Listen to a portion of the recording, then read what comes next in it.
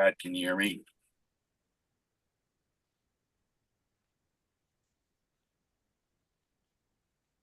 Yes, I can, Vice Chair. Okay.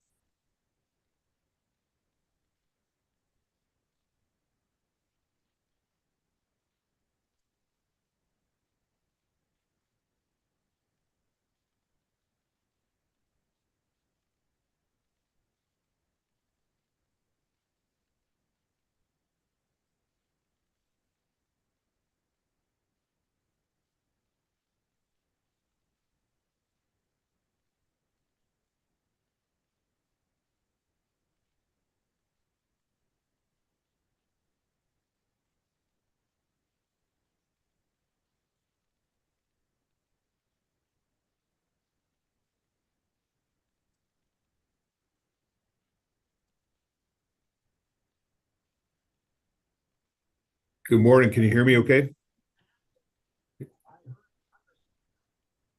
Yes, we can. All right, great. Thank you. Thank you.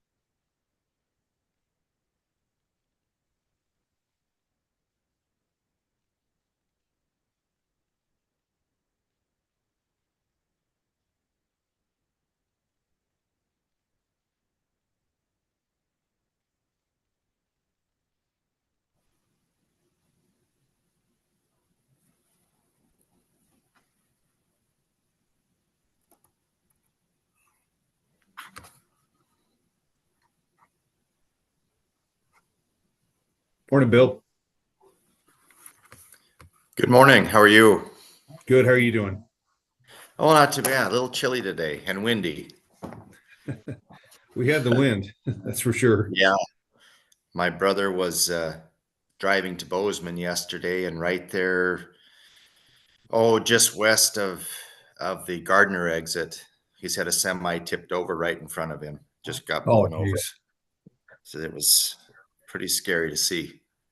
Wow. But Yeah, I heard yeah, it was a mess. I heard it was a mess on the interstate yesterday, east or oh west of here. yeah. And then we ended up getting freezing rain last night, so our interstates are bad down here. We've got to drive to Glendive this afternoon for basketball games, so this ought to be interesting. At least you're getting moisture. We're Yeah. not getting much here at all. Oh, really? Oh, Yeah, it's that's too dry. bad. Yeah. Are y'all ready for the holiday? As ready as I normally am. How's that? How about You're you? probably the same. How about you? Yeah, we'll take it as it comes. I'm not Uh, behind compared to normal, so that's the way I look at it. yeah, right, right. Well, as long as we can pull off a Notre Dame win tomorrow, we'll be in great shape.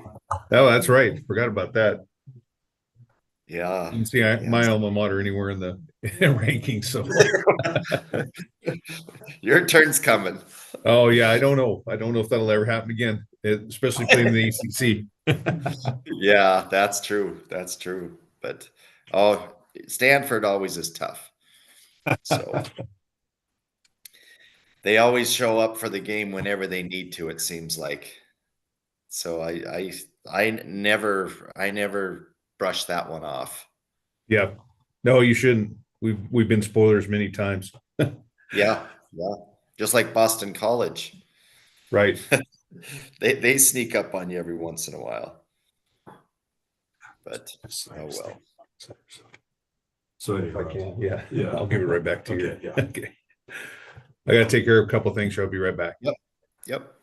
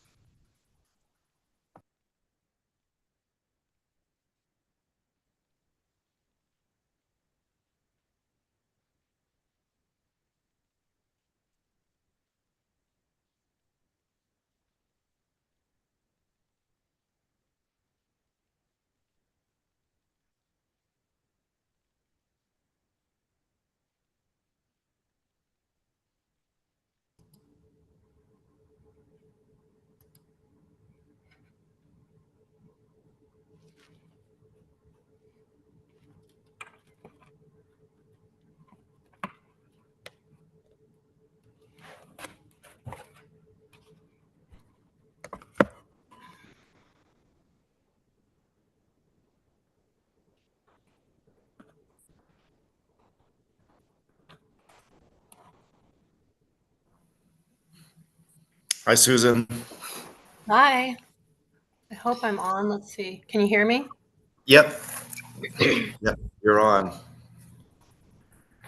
How are you doing? Good. Good. How about yourself?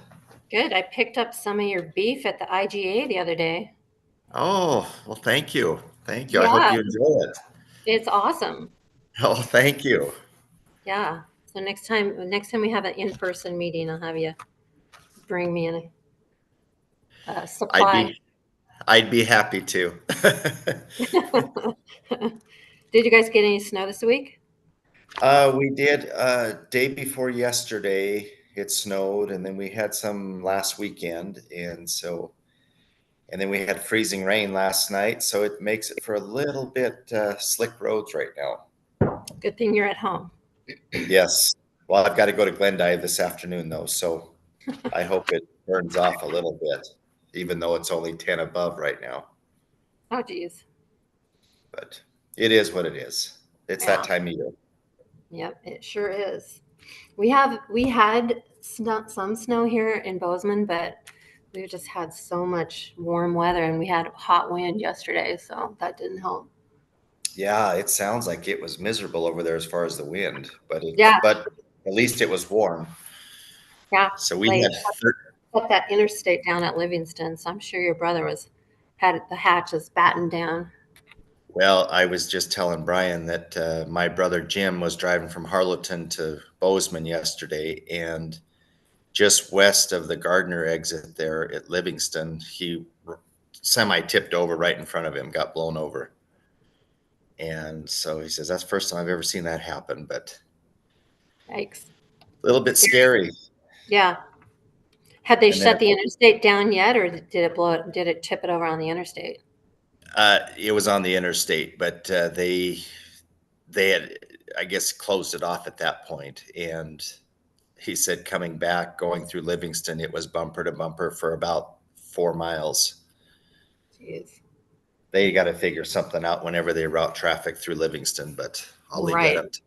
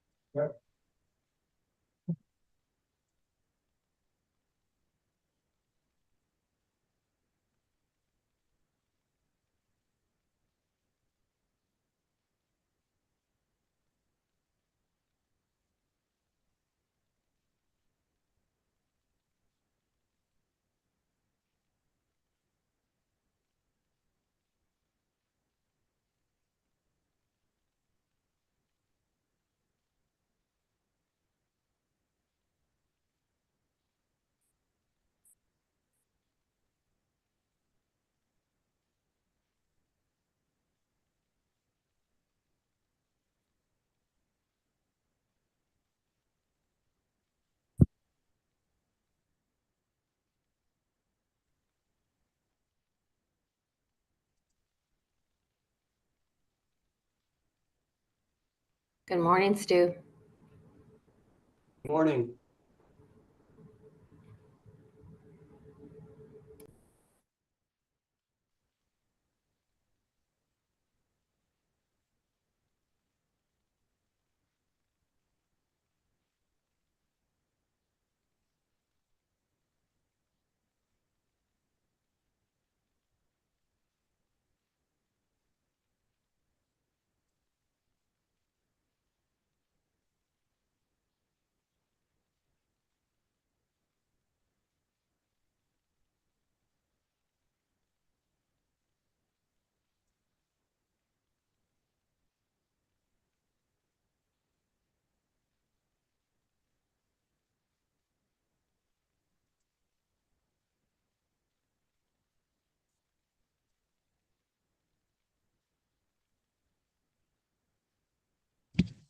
Good morning. Can I do a Region 1 sound check? We can hear you. Sounds good. Thank you.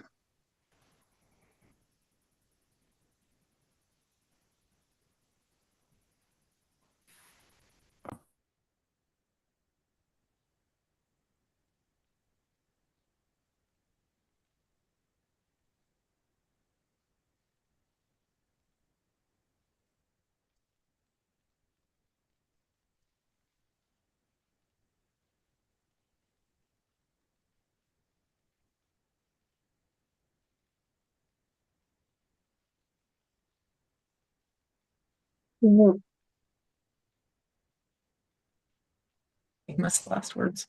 That's probably It's not-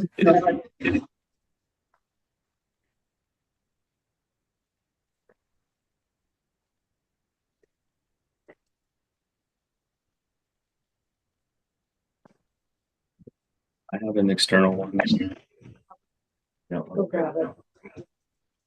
I am on, but they're trying to get my camera, so we'll have a smidgen of delay, but we'll be on in a second.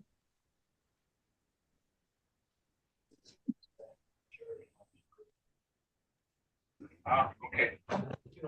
There's an appendix that says KC.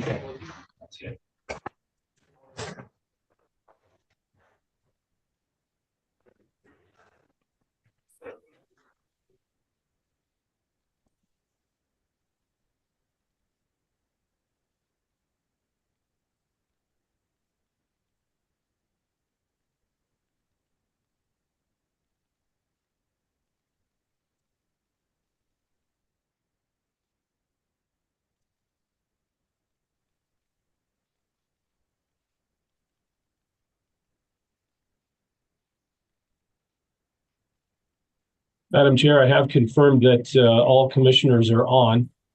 So at your leisure, ma'am.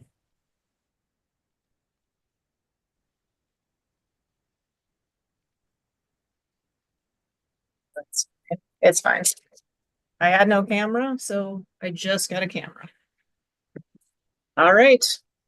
Thank you. All right, I will call the meeting to order and we will stand for the Pledge of Allegiance, and I actually have a flag here in the office in Billings. I pledge the flag of the United States United States of America, and to the republic for which it stands, one nation, under God, indivisible, indivisible, with liberty and justice for all. All right, thank you, everyone. I will move to the approval of minutes if someone would like to make a motion. So moved. Second. Second.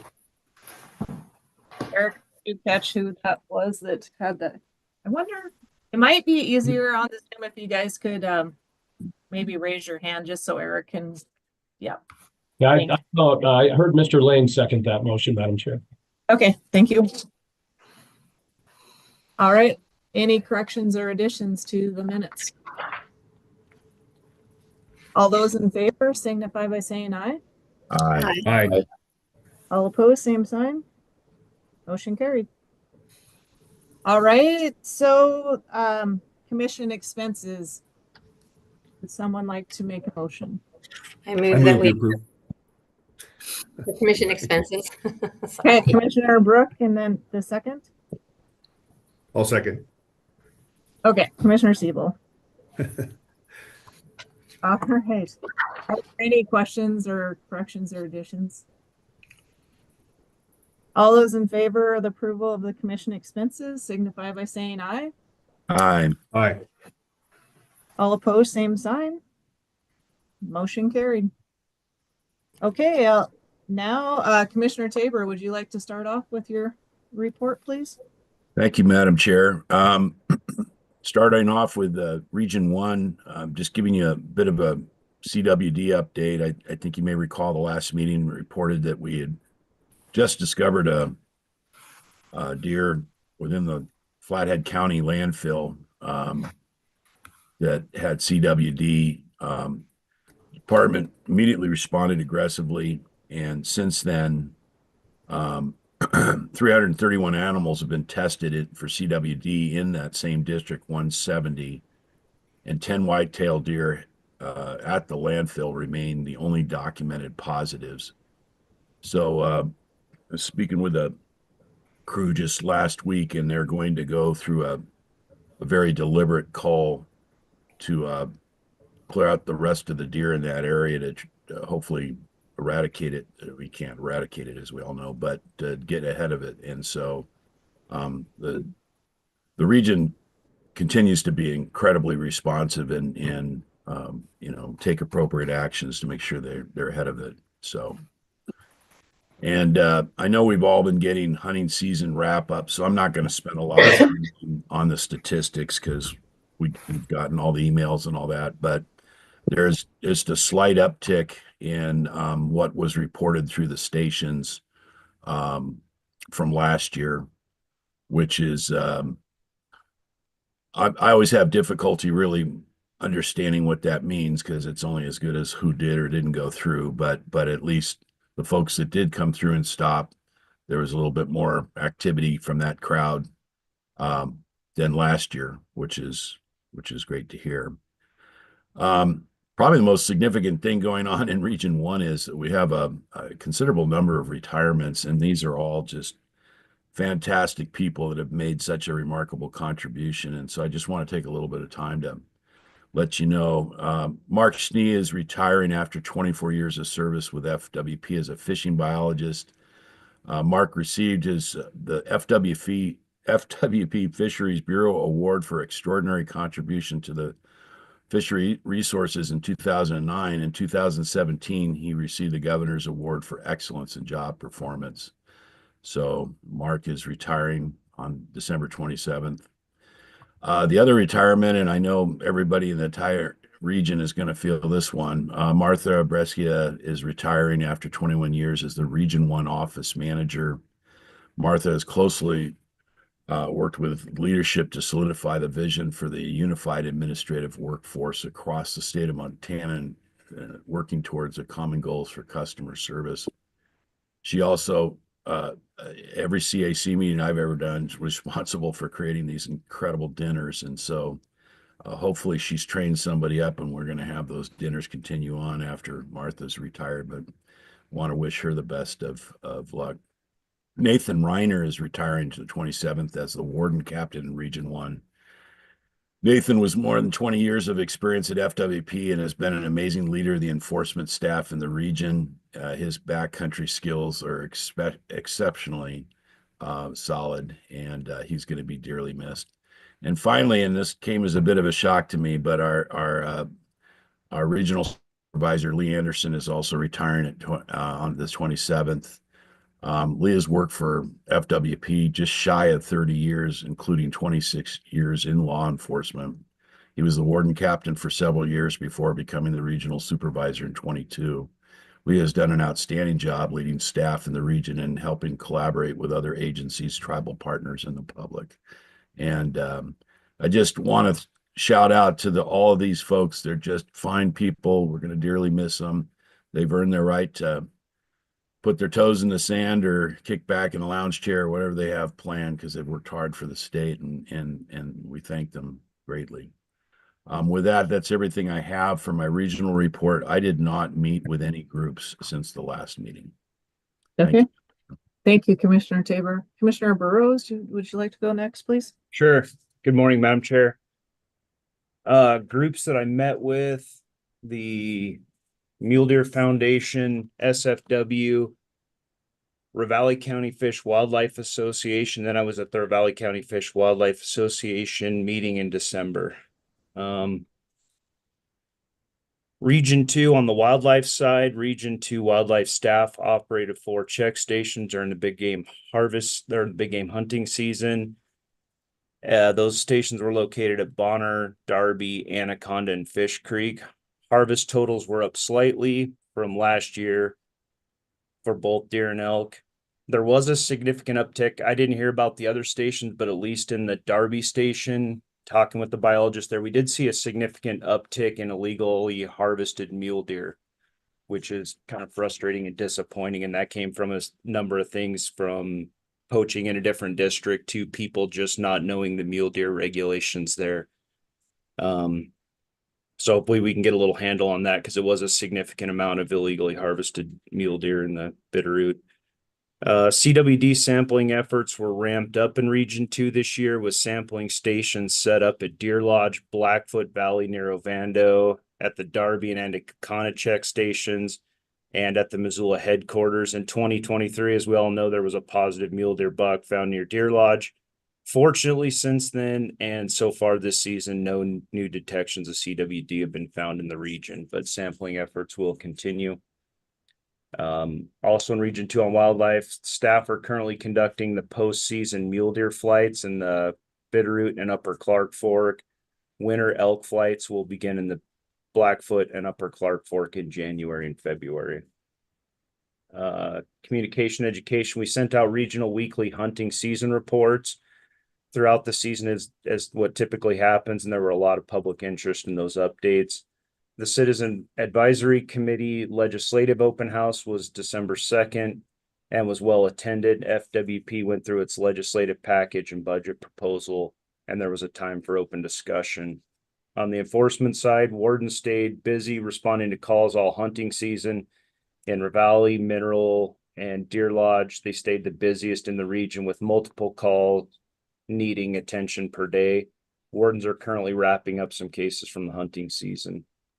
We'll have a new Deer Lodge warden starting mid-January. Andrew Chapman comes out of Department of Texas Parks and Wildlife, where he was a state parks police officer for the last several years, and we welcome him to Region 2. On the Parks and Outdoor Rec, Placid and Salmon Lake State Parks are closed for the season. The region's moving forward on a construction project on West Slope and Nancy Owen fishing access sites. Recreation staffs remain busy with warm weather during the late fall, and staff is enjoying some time off for the holidays right now. On the fishery side, staff's been reporting on last year's work internally to stakeholder groups, and we're planning management actions for next year, including habitat enhancements and adjusting stocking, as well as research into limiting factors. On the access sites, the BMAs had high usage during the general season. Hunting access technicians will continue on the ground efforts during the duration of waterfowl and shoulder seasons. Not all Region 2 BMAs will be participating in the Heritage Muzzleloader season, so a reminder to check the rules. And we received positive feedback from hunters who use the new online booking system for BMA reservation this season. And we had 2 BMAs in Region 2 with the online reservations. End of report, Madam Chair. Madam Chair, Yep, go ahead, Commissioner Tabor. I just received a couple of texts from various folks that say they're having trouble getting on from the link that was sent out. And I don't know if that's affecting anyone else, but I just thought I'd do a process check and see if there's any instructions perhaps Eric or Pat could provide. Are you talking about the public? Yes. Well, Madam Chair, we have sent out several links for those who have reported difficulties. So Okay. what should they do, Eric? Just contact you or Pat, or what's the best way if they maybe have a faulty link? If they can contact me, that would be fine, and then I'll arrange to have IT send that link out to them again. In some cases, it's a firewall issue that we have no control over, but we will send it from an email that way, so. Okay, Eric, do you want to let everybody know what that email? I don't know if well, maybe they can't hear. That's Commissioner Tabor, they have to register earlier, so it's not just flat out to the public. Yeah, It no, has they to did. be. They did. No, I mean, but to give it to it publicly, they have to individually contact. Okay. Thank you. Sorry for the interruption. Yep. No problem. Thank you for letting us know what's going on. Commissioner Burrows, are you finished then? Yes, I am. Okay, thank you. Commissioner Brook? Yes, thank you. Happy holidays to everybody. The groups I met with, the fishing or talked to, Fishing Outfitters and Guides of Montana Foam, Montana Outfitters and Guides, Greater Yellowstone Coalition, Wild Livelihoods Coalition, Park County Environmental Coalition, Beartooth Council, National Parks and Conservation Association, PERC, Property and Environmental Research Center, and also officials from Yellowstone National Park.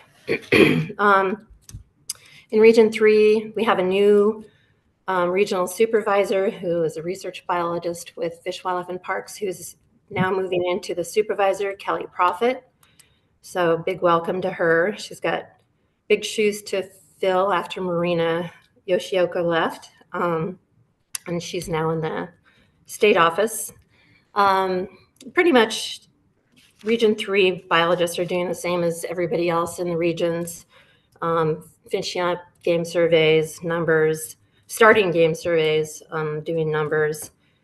This week, the staff has been working with Montana Department of Transportation for trying to find collaborative solutions to manage wildlife crossings on highways and minimize the impacts to both the public and the wildlife.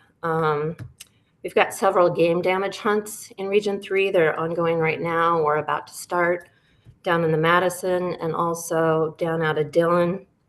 One of the ranches down there has about 1,200 elk on one of the ranchers' fields on the center pivots. So if you're anybody interested in doing some more elk hunting, there's plenty of elk down there. Went to the CAC meeting in Helena at the Montana Wild.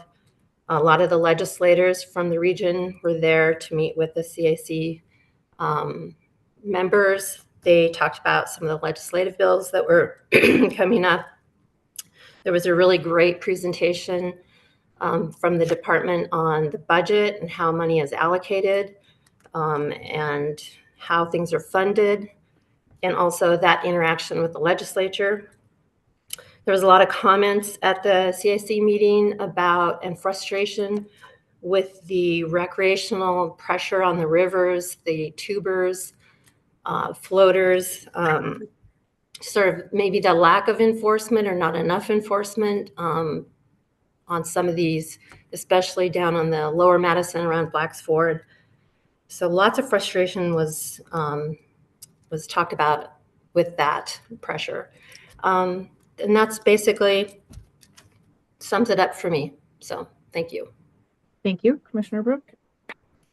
Commissioner Walsh, would you like to go next, please? Yeah, good morning and happy holidays to all. In terms of meetings with groups, I attended the same meeting with commissioners with the Property and Environment Research Center and an official from Yellowstone National Park over in Paradise Valley.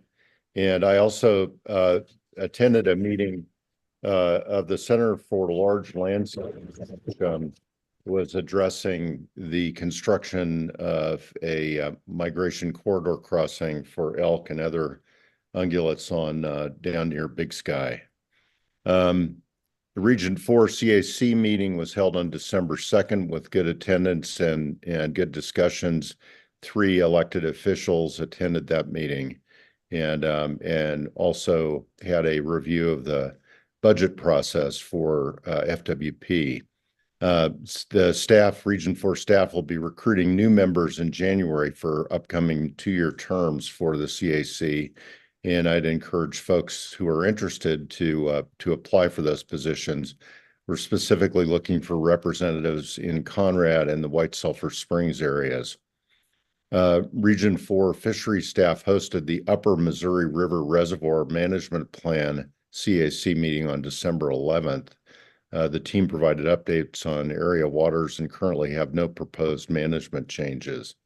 A quick hunting update, a total of 2,650 hunters stopped at the Augusta check station, which is the only full-time check station in Region 4, representing a 16% reduction from the 10-year average, but it was slightly higher than the last 2 seasons.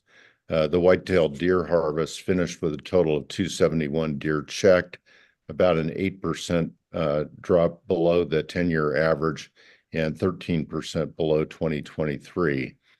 Mule deer harvest success was above average for much of the season, with 237 mule deer checked, 13% above the 10-year average, and the highest harvest since 2017, at least reported to the Augusta check station. The elk harvest was a different story, approximately 32% below the 10-year average and the lowest overall harvest since 2021. Lion hunting is also off to a slow start due to mild weather conditions. Our 4 wardens have been fielding questions about the different lion hunting license types and opportunities. And finally, CWD was detected for the first time in hunting district 404 in the breaks. Update on the Smith River. The Smith River basin-wide assessment has been finalized and staff are coordinating with DEQ to adopt a new watershed restoration plan.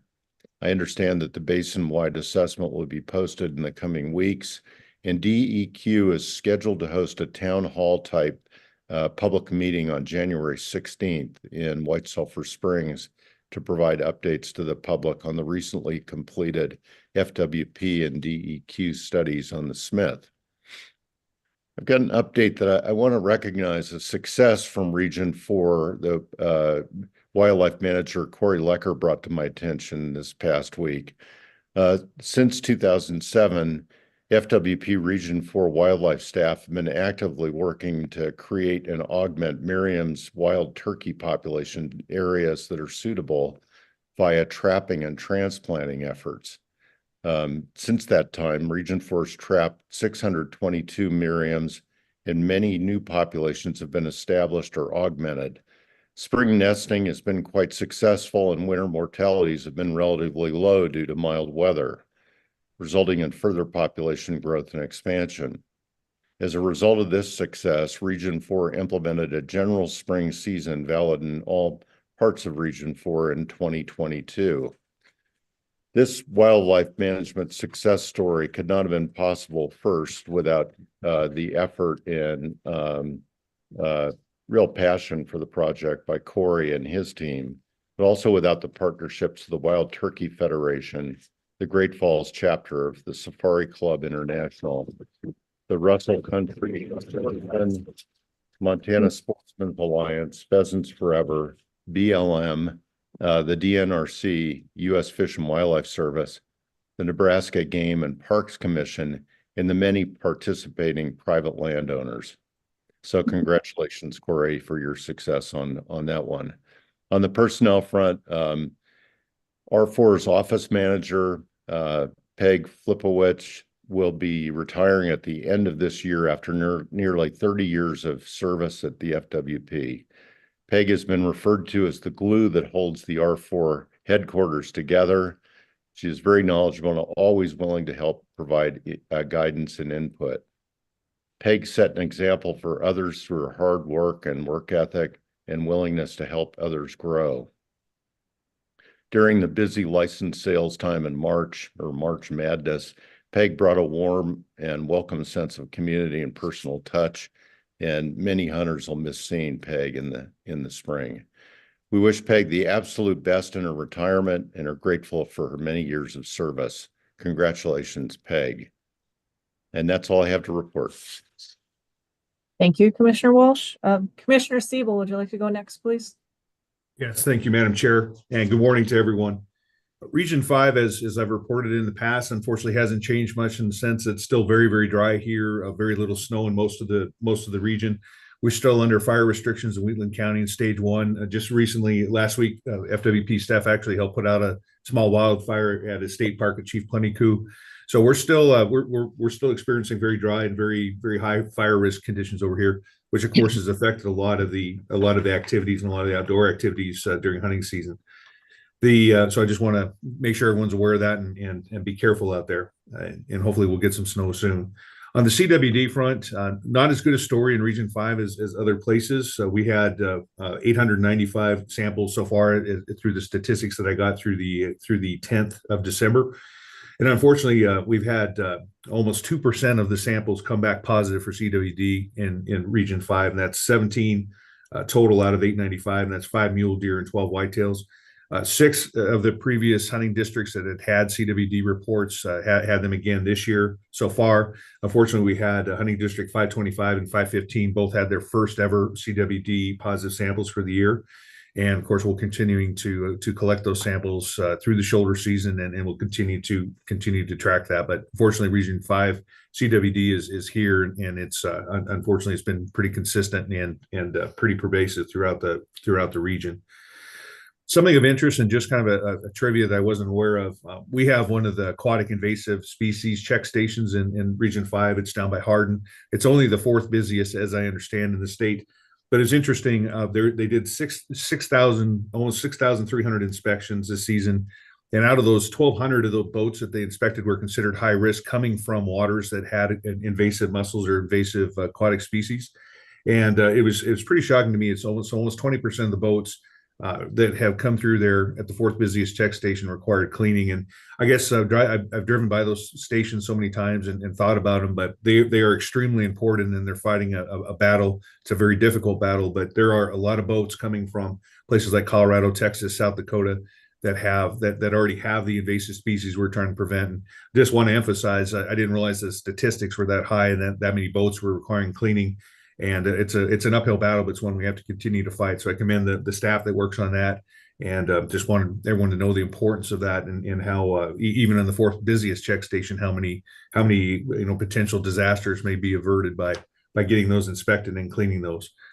During hunting season this year, we had a 17% increase in Region 5 from enforcement in Fish and Wildlife tickets and also warnings issued this year, despite being down at least one warden, so we were short-staffed. I think we're going to be at full staff here very soon, but that was a great job, and I commend the enforcement staff for that.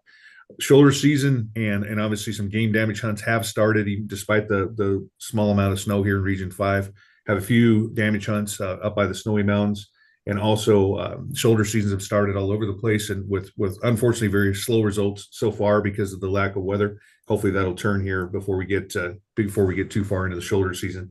And last but not least, on the wildlife side, we've already started our mule deer winter survey flights. So with that, and I did not meet with any outside groups in the last period, Madam Chair. Thank you. Okay, thank you. Commissioner Lane. Thank you, Madam Chair. I too would like to wish everybody a happy and safe holiday season. I attended the Region 7 Citizens Advisory Council meeting on December 4th in Miles City. Area legislators were invited to attend to meet staff and learn of proposed FWP legislative needs. The meeting was well attended with good topics of discussion being addressed. Many thanks to the Helena staff, the regional office staff, and our dedicated CAC members, as well as area legislators for their attendance and for good discussion. The general deer and elk season ended on a positive note.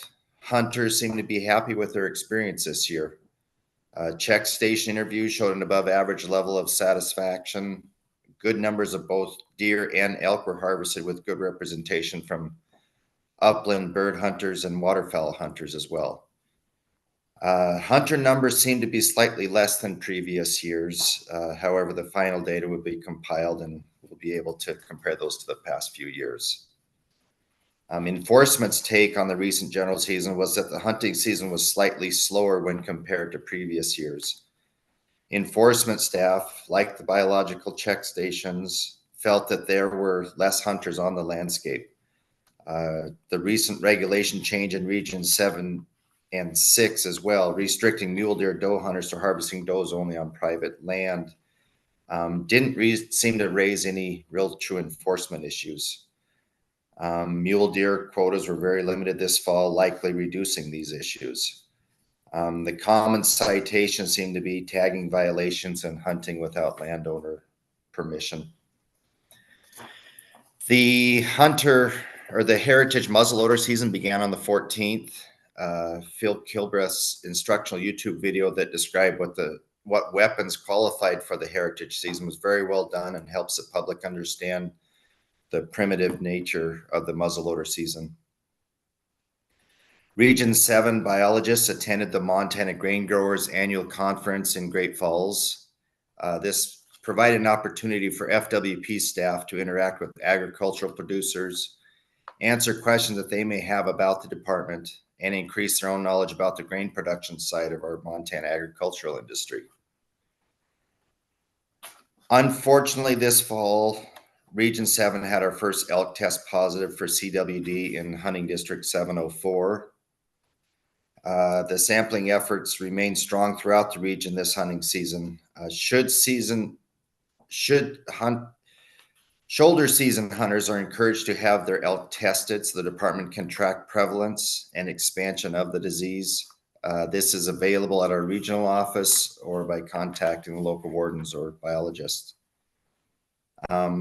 As most other areas, postseason deer survey flights are underway in Hunting District 702, 704, and 705. These will all be compiled so that we can help with regulation structure and quota ranges for next season. The Parks Division finalized the installation of 3 mini cabins at Tongue River Reservoir State Park. These facilities are now available for the public to reserve through the regular reservation process. I also attended the Carter County Stock Growers Annual Meeting to give a state and regional update on commission items. And last but not least, go Irish beat Indiana tomorrow. Thank you. Thank you. All right, I'll give a quick update on Region 6. Work is beginning on the water control structures at the Sleeping Buffalo WMA. 2 wetland development projects on private land in Region 6 using migratory bird wetland program funds have been completed. And the region is also working on a season wrap up for the Havercheck Station and CWD sampling efforts this fall. I did approve, I think it's within the last week or so, a management hunt in Region 6 also. For fisheries, 2025 open water tournament applications are being reviewed by staff. Winter analysis of sampling efforts has begun along with equipment repair and winterization. Working with Tim Potter and the Parks and Outdoor Rec Division to develop pallid sturgeon interpretive signage for the new Redwater fishing access site. And we also do have a retirement in Region 6 after over 30 years with FWP. Over half as the Region 6 fish manager, Steve Dalby has announced his retirement at the end of 2024.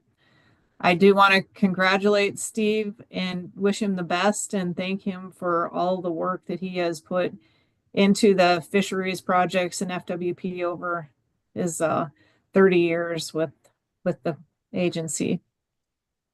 Under Parks and Outdoor Rec, Parks stayed quite busy through the first few weeks of pheasant season, but slowed down since winter set in.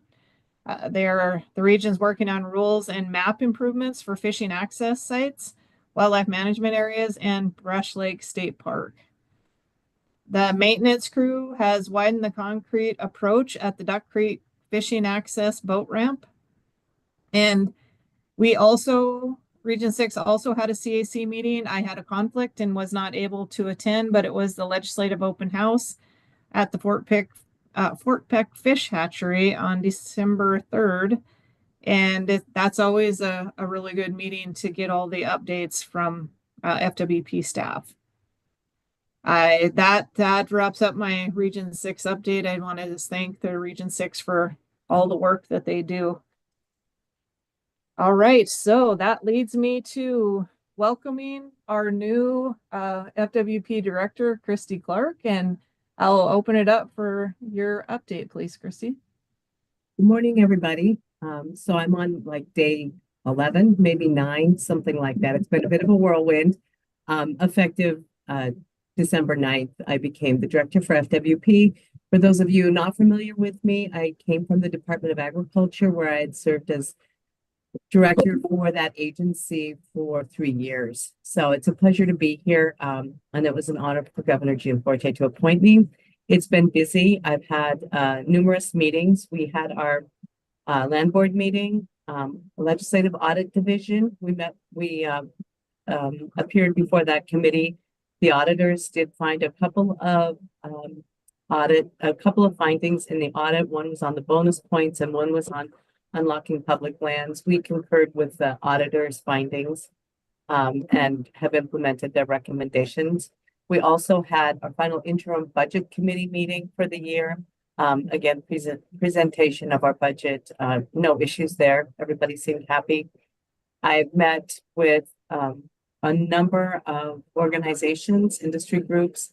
I met with Wild Sheep Foundation, Trout Unlimited, Greater Yellowstone Coalition, and the Mule Deer Foundation. I attended Wool Growers. I was in between roles. They booked the Director of Agriculture to speak, and they ended up with the Director of Fish, Wildlife, and Parks. But that was a really good meeting. I really enjoyed interacting with them.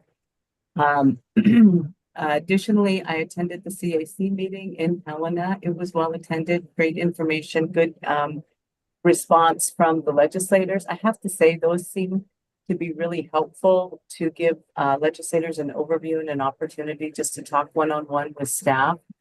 And I spent entire day with the leadership staff at FWP, and that was a really productive meeting.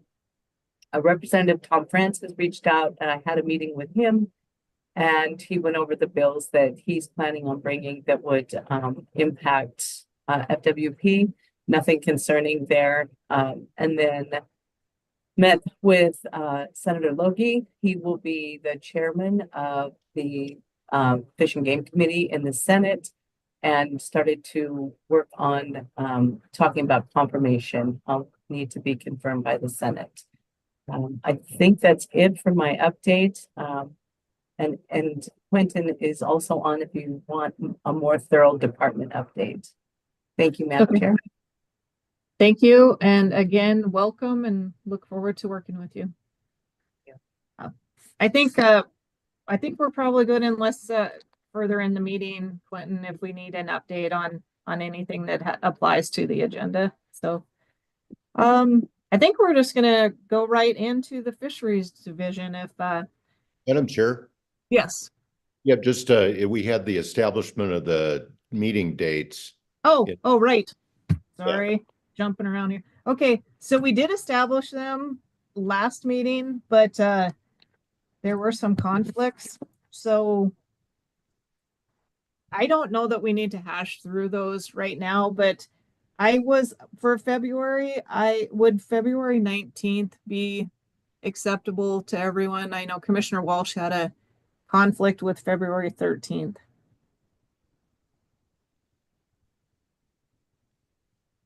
And honestly, you don't have to completely okay. Madam Chair. Yeah, Um, Commissioner I- yeah, I am going to a wedding on the 19th, so I would be unable to attend a commission Okay. meeting on the 19th. Okay, And Madam Chair, I can attend the February 13th, but I just have to do it by Zoom. okay. So let's just keep it the 13th. And we'll just do it who knows what the weather will be in February. We have in the past done it via Zoom. At this point, I will try to do it in person, but we'll have to just kind of play it by ear to see what happens with the weather. I would like to just go ahead and adopt the dates as they are here. And if we need to make changes further down the road, as long as February is good for everyone, the February 13th date. I just have one other serious conflict. That's October 16th, and I'd like the commission to consider moving that 1 week or the other forward or back. I think we can figure that out, Commissioner Walsh, closer to the October date.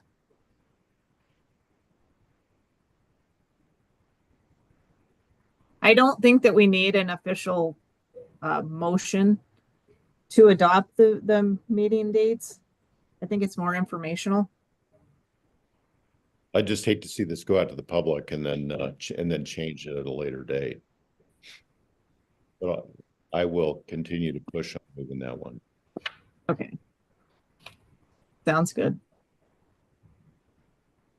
I don't like to change them around either, but if we have to, we will. And not everybody can make every meeting either. When we start moving things around, then we may lose someone else in the date. So, okay. Are there any other comments, I guess? Did anybody have any hard conflicts with any of the proposed dates? Madam Chair, I don't have a conflict, but on that February meeting, I will definitely be virtual, not in person. Okay. Sounds good. Okay. So informational, this is the proposed dates. There may be some moving around later in the year, but this is what we have before us. Okay, so let's jump into fisheries.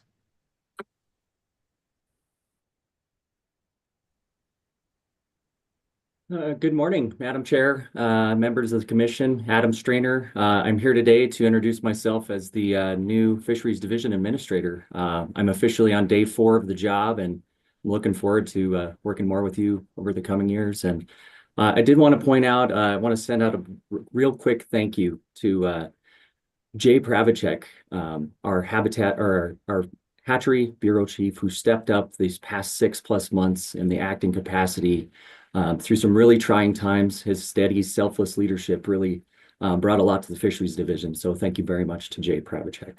And with that, I just want to say congratulations real quick so I don't forget. So that's great. Thank you very much. I appreciate it.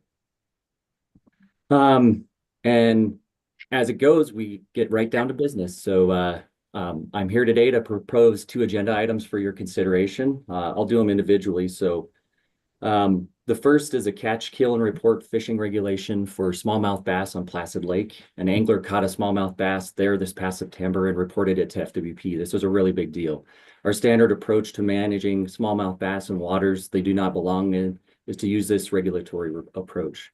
For the record, FWP received zero public input on our recommended proposal, and most importantly, with your approval, this regulation will be included in the 2025 regulation booklet. And that's important when you start talking this sort of regulatory approach. So we don't have to use it as an addition outside the scope of the book. So today I move the Fish and Wildlife Commission adopt the mandatory catch, kill, and report regulation for smallmouth bass in Placid Lake. So moved. Okay, who was that? Commissioner Tabor? Walsh. Commissioner Walsh. Okay. Second. Commissioner Lane? Yes. Okay, thank you. Are there any questions or comments? Okay. I don't see anybody. Oh, okay. Just a reminder to the regional offices, if you could turn your camera on so that I can tell if there's someone in the regional offices who would like to speak to the motion. And I do not see any hands raised from the attendees. Madam Chair, that is correct. We have no hands raised. Okay. All right. I don't see any regional offices either. So one last chance. Any questions or comments before we go to a vote on the motion? All those in favor of the motion signify by saying aye. Aye. Aye. All those opposed, same sign. Motion carried. Okay. Mr. Strainer, if you would move on to the next one, please. Yes, thank you. The next fisheries proposal for your consideration is the updated list of approved commercial bait staining waters.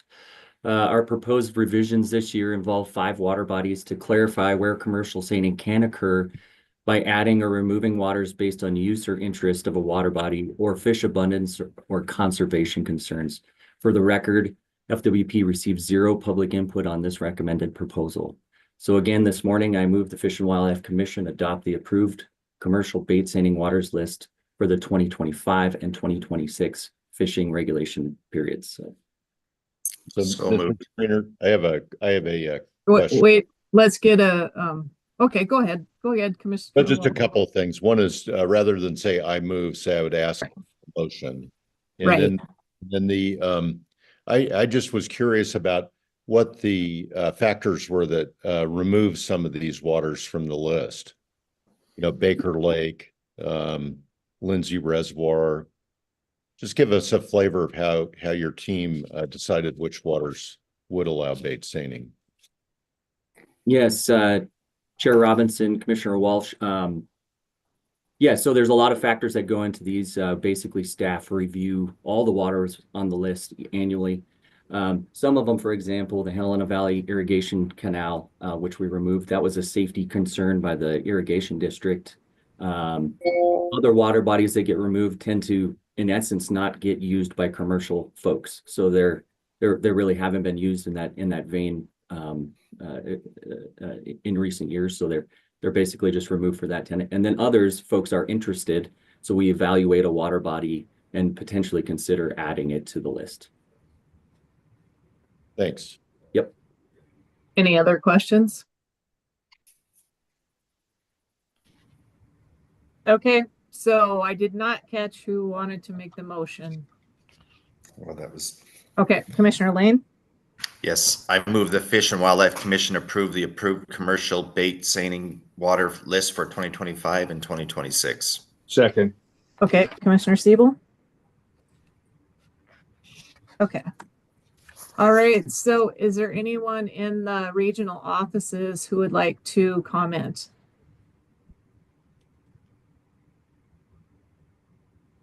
I don't see any hands raised. I'll just give a couple more seconds for the regional.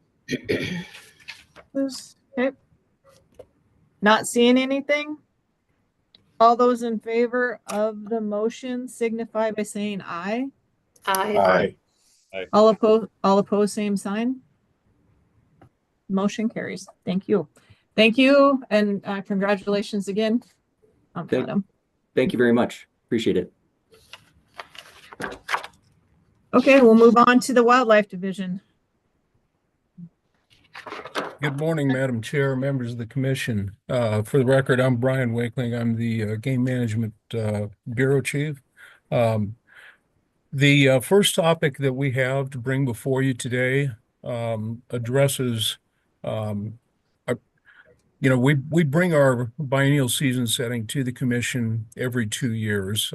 A year ago, we brought you our overall biennial season setting, and we're just about to initiate that same effort moving forward into the next year, culminating in a presentation to the commission next December. In the meantime, one of the things that we adopted this last year was that we eliminated quota ranges for our deer and elk permits. And so in the interim years, the years between, any changes that we would like to make to permits, we have to bring those to the commission for the commission's consideration. And so part of what we're presenting today are some of those suggested permit changes. And our permit changes are limited to only deer this year. We're not proposing any changes to elk permits. We want to use that through the full-blown biennial season setting approach. Permits, for the most part, deal with the harvest of male animals. And so what we're talking about, for the most part, is the opportunity and the type of opportunity that we have. Although there are some either sex permits, most people target male animals. And so very rarely does this actually have a biological impact on the population. It's not going to change population trajectory. We also have a number of within range quota adjustment. The quota ranges we may want to make an adjustment to. This gives the department the ability to look at our annual survey data and make an adjustment within those ranges. But in order to change those ranges, that's something that we have to ask for the commission's permission. In addition to that, we've also gone through the year and we continue to discover things that the department inadvertently messed up on in a prior year. And so what we're trying to do to a large extent is correct some of those errors that we've introduced. So what I'm going to do real quickly is just trying to go over some of the changes we're proposing. For deer, the 380/50 permit, we want to reduce the number of permits from 950 to 700. 451, this is actually a whitetail permit. It was noted, I think, posted on as a mule deer, but it's clearly a whitetail permit. We actually want to increase that from 25 to 35. And the 401/50, which is a mule deer permit, going from 95 to 135. And finally, the 652/50, reducing that from 125 to 100. For antelope, we're largely looking at some quota range changes, mostly looking at reductions, but we also know that we're going to want to make some changes to some quotas. So we're acknowledging that at this point as well. In 380/20, we're looking to reduce the quota to 10 and also reduce the range from 5 to 25. 380/30. So Brian, unless there's something that's different, you don't have to go through every Okay. single. Okay. Because- Very good. Very good. I did not want to skip over something and make sure that the commission is aware. So you can see all of the quota changes that we have there. One thing I would bring your attention to is bighorn sheep in 622/20. We're looking at some quota range adjustments there to bring them down. And in those situations, the reason for that, we're probably going to see some adjustments to permit quotas within range changes because we are seeing some changes to some parent disease outbreaks there. And so we're going to want to make some adjustments to that. Then just real briefly, black bear, we're wanting to, we had a number of units, the 141, 150, 170. Those are largely backcountry units or units that have private land, and we have very few animals harvested in that, relatively speaking, and so we don't want to have the quota shut them down prematurely. And so we're recommending the elimination of quotas in those areas. But we are seeing one other unit, bear management unit 130 in Region 1, where harvest has been rather substantial. And we'd like to go ahead and initiate that 37% adult female after May 31st as being a quota that would shut that down. Most of the other things that you see here are deal with minor errors that we inadvertently entered. Antlerless season dates. We've actually created an overlap in 466. We want to correct that. A boundary shift in 426 that we failed to mention. One of the counties wanted to have that clear, and also clarifying where in 540 we wanted to have open areas not valid on forest lands or FWP WMAs. And then in Region 2, there was an awful lot of archery only. We inadvertently eliminated a season during that dead week. And so that's a real quick high level overview of what we're proposing. Okay, thank you. And are there any specific questions for Brian from any of the commissioners? Madam Chair. Commissioner Tabor? Brian, I had a question. I was reading through some of the detail that was provided in the format of these proposals. And specifically, I was looking at the one for Hunting District 380, where we're proposing to scale back some of the permits. And I caught a particular statement. It said, an additional benefit would likely be an overall decline in the number of total hunters, deer and elk hunting in HD 380. HD 380 gets a lot of hunting pressure as it's one of the most heavily hunted elk districts in the state.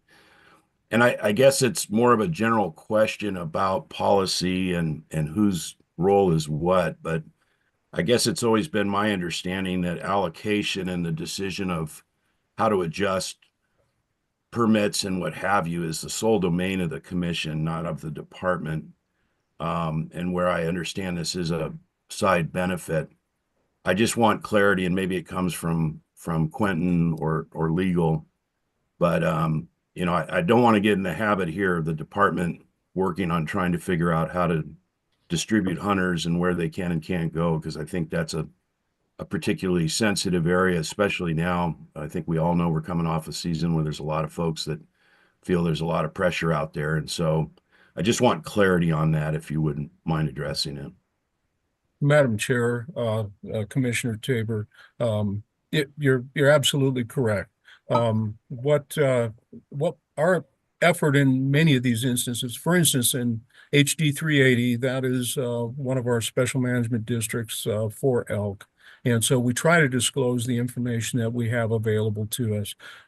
When we look at, and an individual biologist may provide additional information, we try to look really closely, and we want to provide the information for the commission, but it's absolutely the commission's prerogative and authority.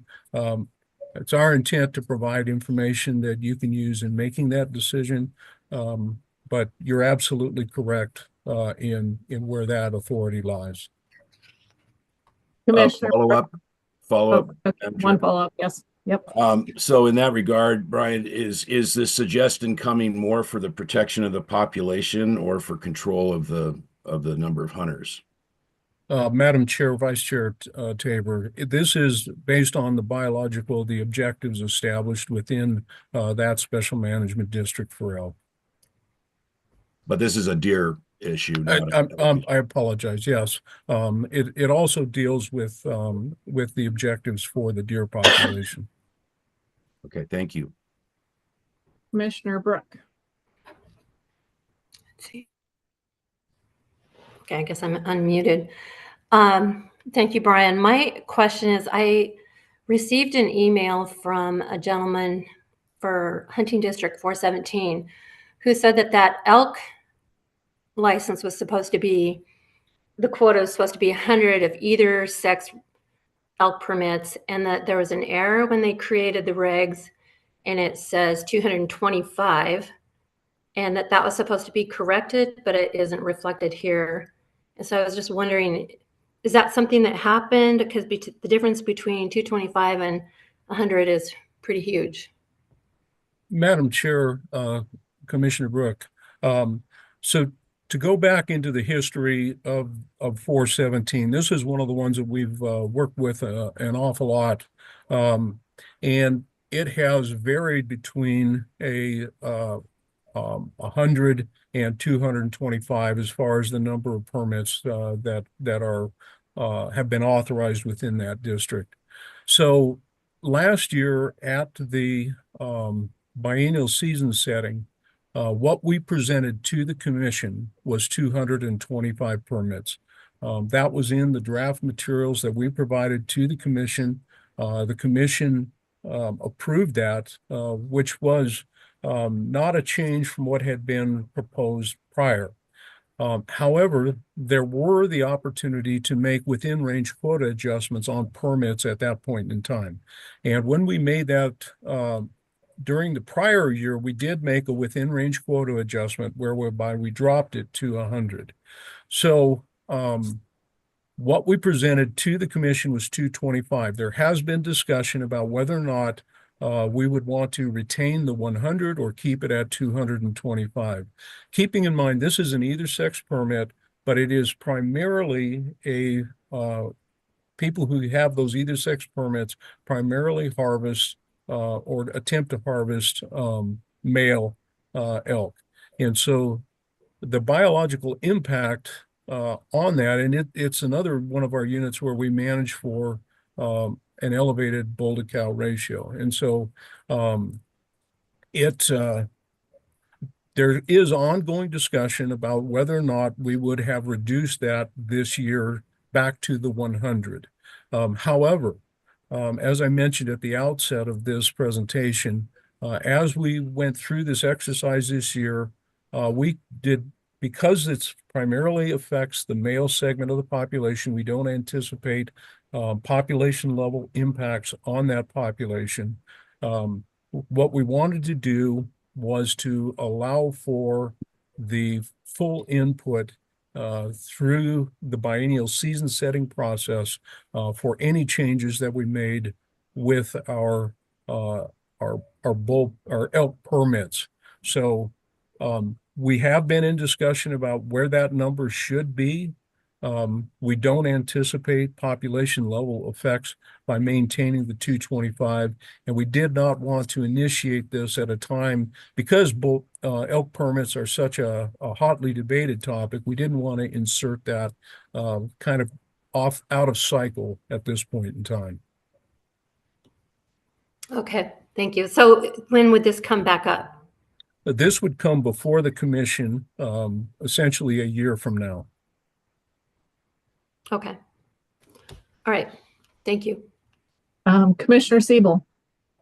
Thank you, Madam Chair. Brian, at first, I wanted to talk a little bit about bighorn sheep adjustments. I spent quite a bit of time in 680 this year and with my dad, which was great. And so I commend you guys on the recommendation of lowering the quota range for 680 for the sheep. And my question was there consideration as well? I know 482 to the south side of the river there's as I understand, some continuity between the populations. Was there any consideration lowering that quota range of 482? I think it's the lower end is 5 now. Was there any consideration lowering that one down to 1, like the recommendation for 680? Curious if that was part of the discussion. We have not detected the same issues within the south side as what we've been seeing on the north side. And so we haven't contemplated, the region did not put forth any recommended change for that. However, we have reduced those licenses on the south side recently as well. And so it's something that we will continue to monitor. And we don't believe that the current recommendation is at a level where it's going to cause any biological challenges. Thank you. All right. Any further questions? Okay, I know we do have an amendment, but I would like the main motion to be made first, and then we will, then I'll open it up for amendments. Madam Chair. Okay, go ahead.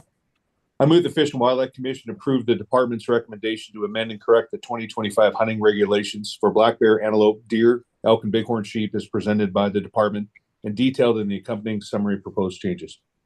Second. Okay, Commissioner Brooke, I have you for second. Okay. All right, Commissioner Tabor, would you like to present your amendment? Thank you, Madam Chair. Fellow commissioners, you may recall back in December, I had made a motion, a series of motions relative to the unlimited sheep districts in regions 3 and 5 under the spirit of really wanting to make sure we do everything in our power to protect that incredibly unique and I think probably only one of its kind program where we can offer up, unlimited permits and for sheep year after year.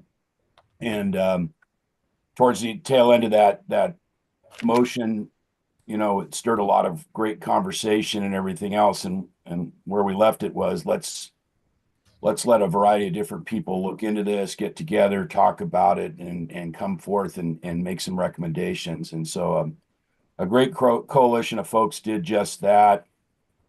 Came back with a series of recommendations, not only relative to the proposal that I have here, but also as it relates to the bonus points in the entire participation process of bonus points versus going into actual acquisition of a license. And so then what happened was I asked Brian and his group to review the initial motion that I made. And what they did at the advice of counsel is look at the licensing portion of the recommendations. And I might have to defer to legal counsel or Brian or Quentin on the right way to articulate this. But the long and the short of it is, in order for the commission to make some effective changes in that regard, we collectively feel compelled to do it in a manner where we create the right pathway through administrative rule.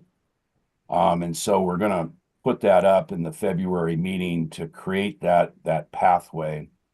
And so what you see in front of you is an amendment that is currently specifically within the authority and obviously ties with the topic that we have on the agenda for these adjustments.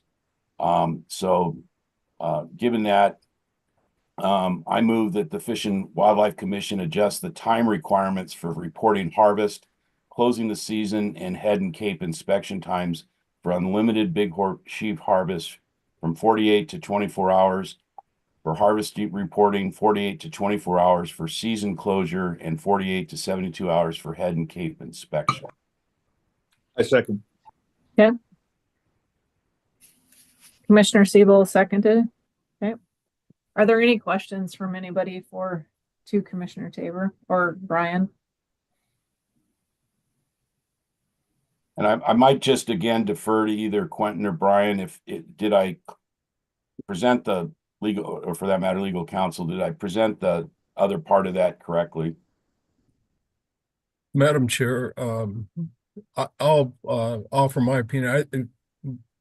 The way Commissioner Tabor expressed the need for clarity and authority, my understanding is he has described that very well.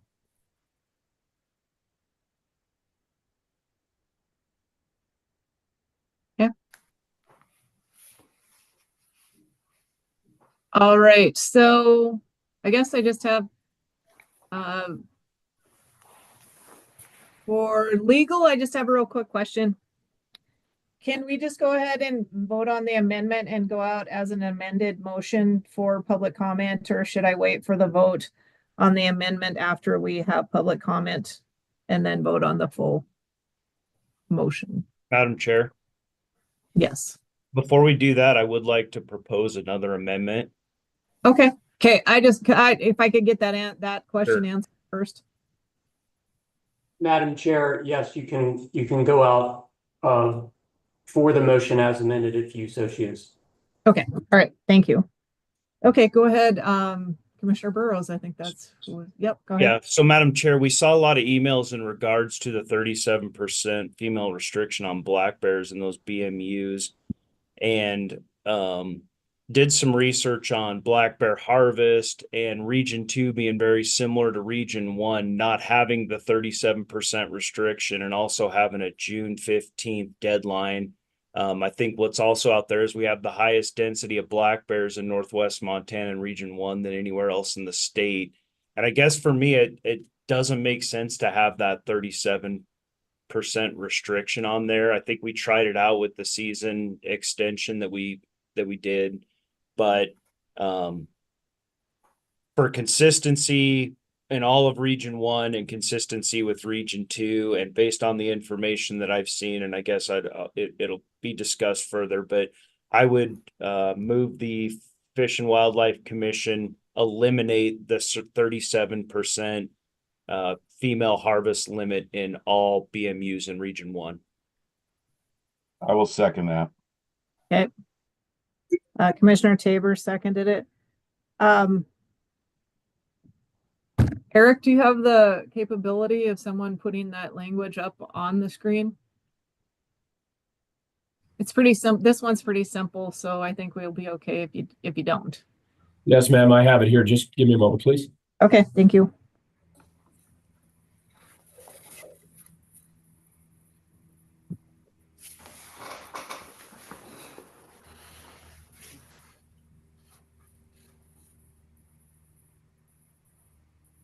Okay.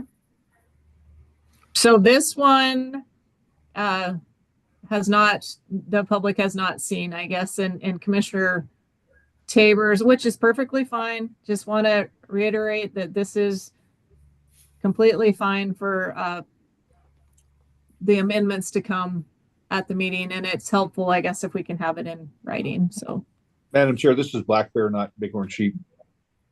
oh, Point of clarification. right. Can you correct that?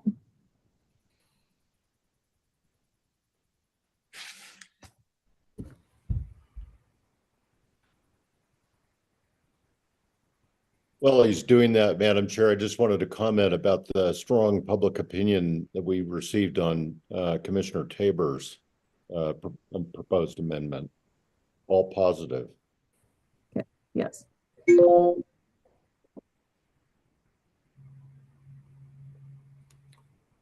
Perfect. Thank you. Does there any questions or comments on this proposed amendment? Madam Chair, Commissioner Brooke. I just have a couple of questions for Commissioner Burrows. You were mentioning that you have the highest population density in 1 and 2, and is that coming from the department that they know we have a high population in Region 1 and 2? And I mean, why isn't the department asking for this to be removed? Madam Chair, Susan, I don't know why the department's not asking for it to be removed. I guess when I look at it, I'm not even sure why we put the limitations on there in the first place, other than it was a season extension, and there might have been some caution and concern with moving forward with that. But I don't think anybody will argue that our highest concentration of black bears is in Northwest Montana. All the research I've done, I think, shows that.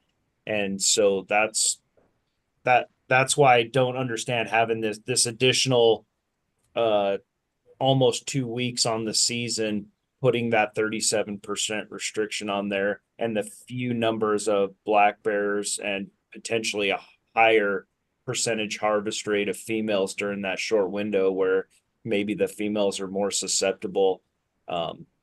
Again, based on the research I saw, just doesn't seem to would amount to a lot of harvest. Okay, follow-up question, Madam Chair. Go ahead. I think this question is probably more directed towards Brian Wakeling, but do you know how many black bears are being problem bears in some of the areas like Columbia Falls, Kalispell, Whitefish, all of these areas where you guys are having to go in and do removals or euthanize bears? I just seem like we hear a lot about that, but I was just wondering if you have a number of how many bears the department is having to remove. So, Brian, if you want to touch on both of those questions, if you would. You bet. Appreciate the opportunity to respond, Madam Chair.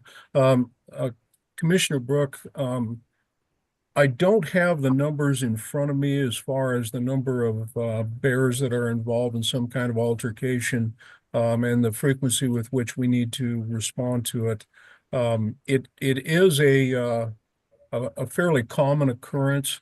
You know, we had an event this past year where an individual was injured with a bear.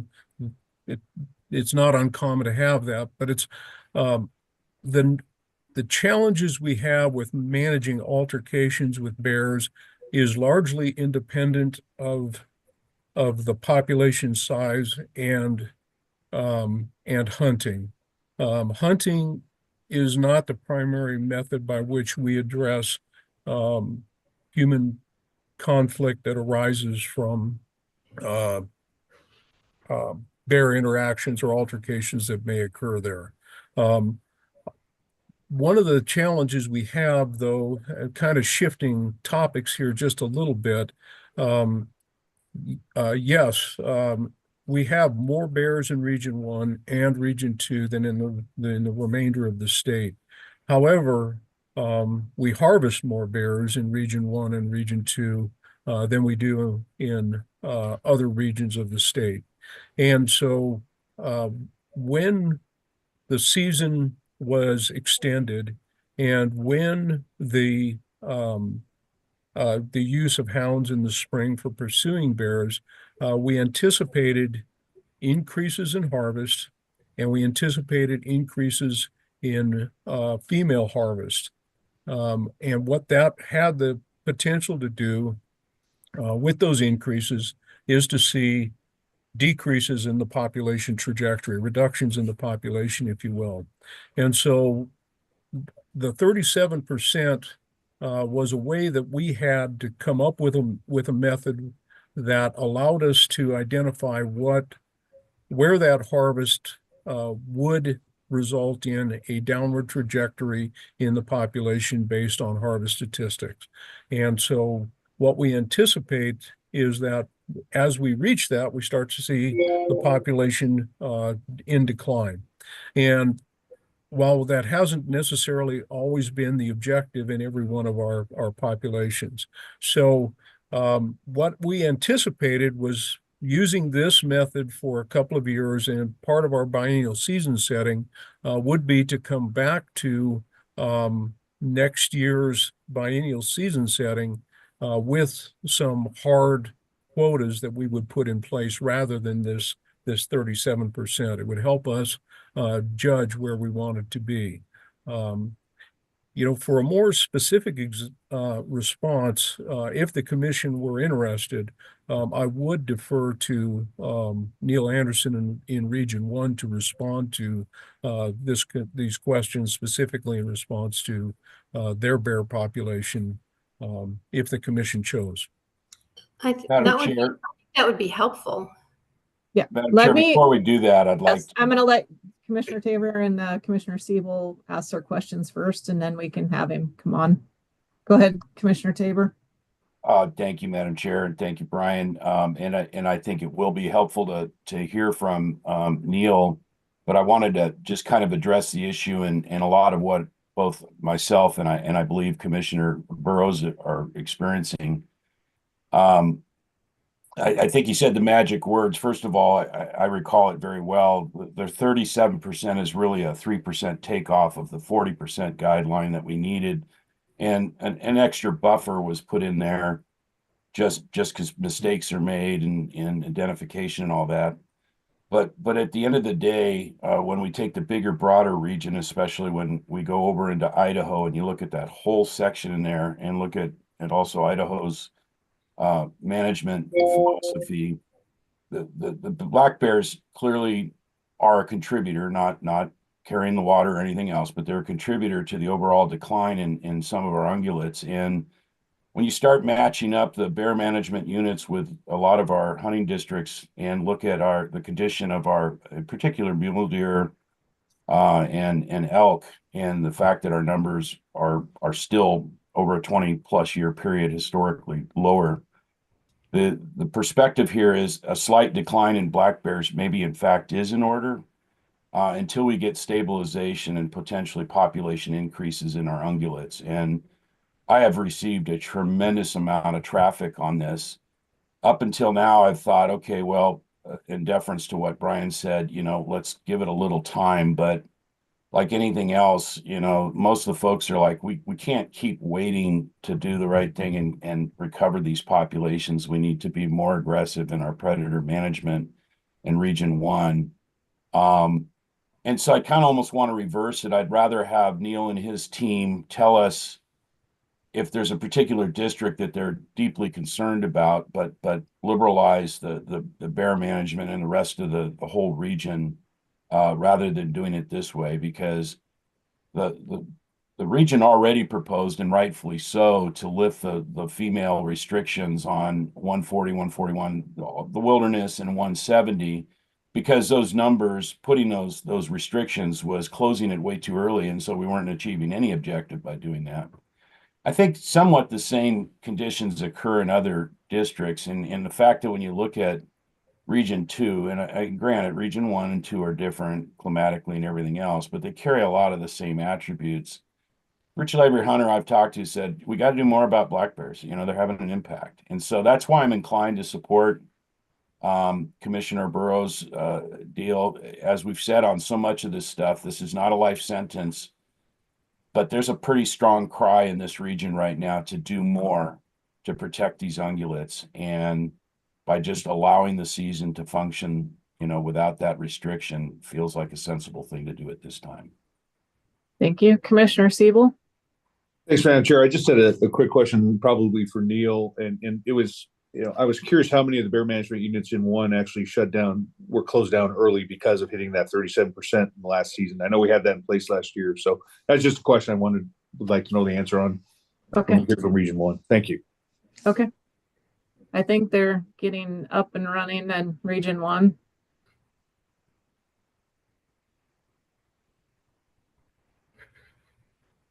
Oh, Commissioner Walsh, go ahead. Yeah, just a quick clarification to a question that Commissioner Brook brought up. Mr. Wakeling, let me know, is the quota in 417 elk quota going back to 100 as we originally had planned? Madam Chair, Commissioner Walsh, I'm not, could you repeat that question? I'm not sure, they didn't follow it. Yeah, okay. So it said during the 2024 season setting process, hunting district 417 was proposed to have 100 either sex rifle elk permits. Is that correct? Madam Chair, Commissioner Walsh, what we presented to the commission was 225. And that's what was adopted. Madam Chair, Commissioner Walsh, that is correct. Okay, thank you for clarifying. Okay, Mr. Anderson, if you would like to, hopefully you heard the questions. Chair Robinson, members of the commission, thank you for the questions. Thank you for the opportunity to respond. We're trying to look up the exact number of BMUs or districts that closed last year. I don't have the number off the top of my head. We didn't close all of them, but we did close several, but it was not all of them. And I don't know if there's another response to a question. I don't know if there, I think Brian addressed the reasoning behind why we wanted to impose that 37% limit on female harvest. It was also a time period where we're coming off of 2 years of almost record harvest in black bears. In 2021, 2022, we harvested over 700 bears in Region 1 alone, each one of those years, almost 1,500 in 2 years. And over the last 2 years, our black bear harvest has dropped to 455 in 2023, and then again last year. So we probably did dig into the bear population pretty good in 21 and 22, even though the season at that time ended on May 31st.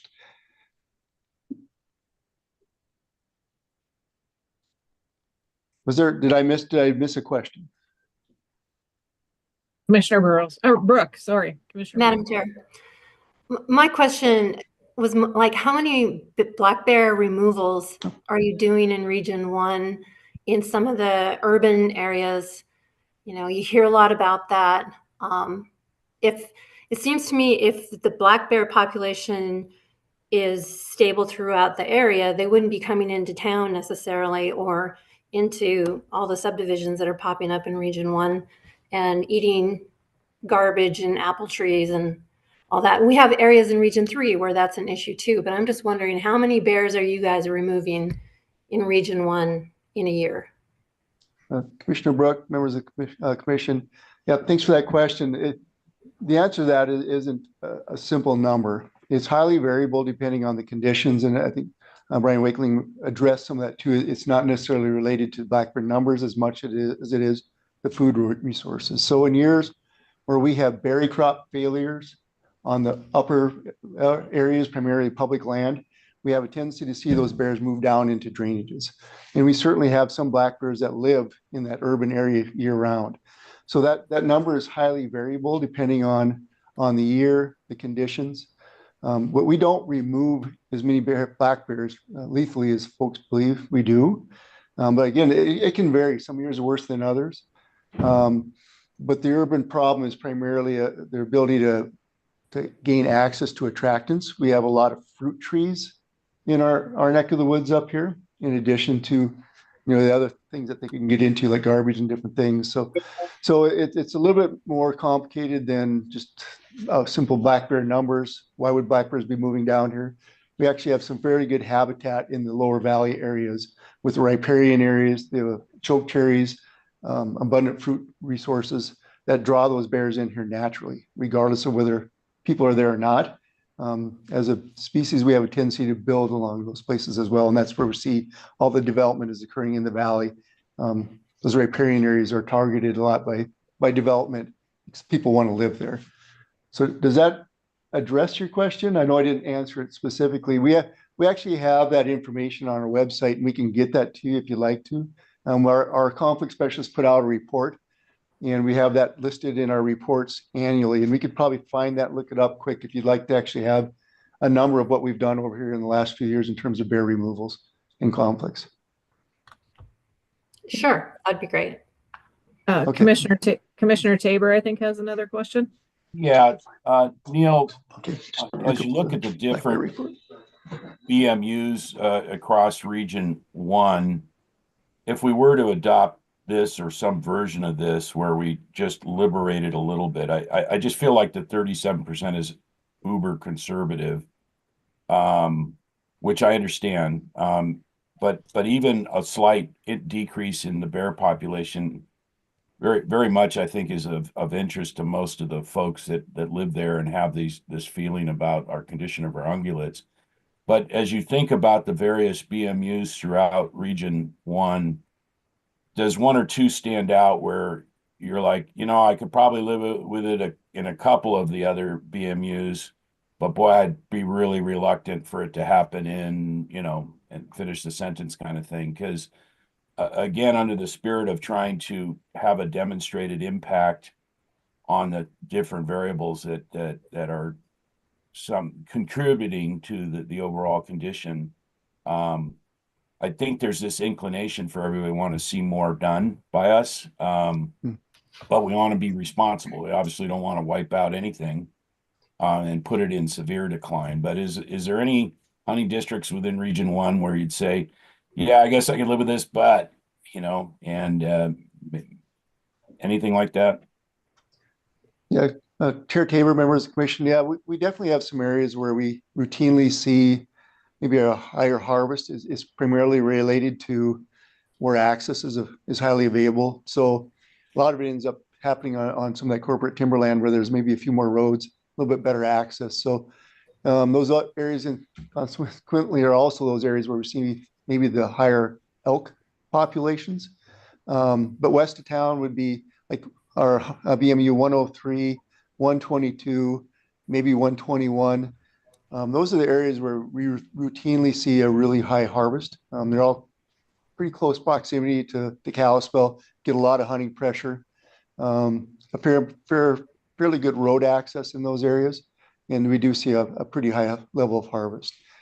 We do on occasion in the Swan, which you're very familiar with. I guess I'm a little bit less concerned about the Swan just because of the refugia around it. You've got the Mission Mountain Wilderness, Bob Marshall Wilderness. But that is also one area where on occasion we can see pretty high levels of harvest. Follow-up question, Madam Chair? Go ahead.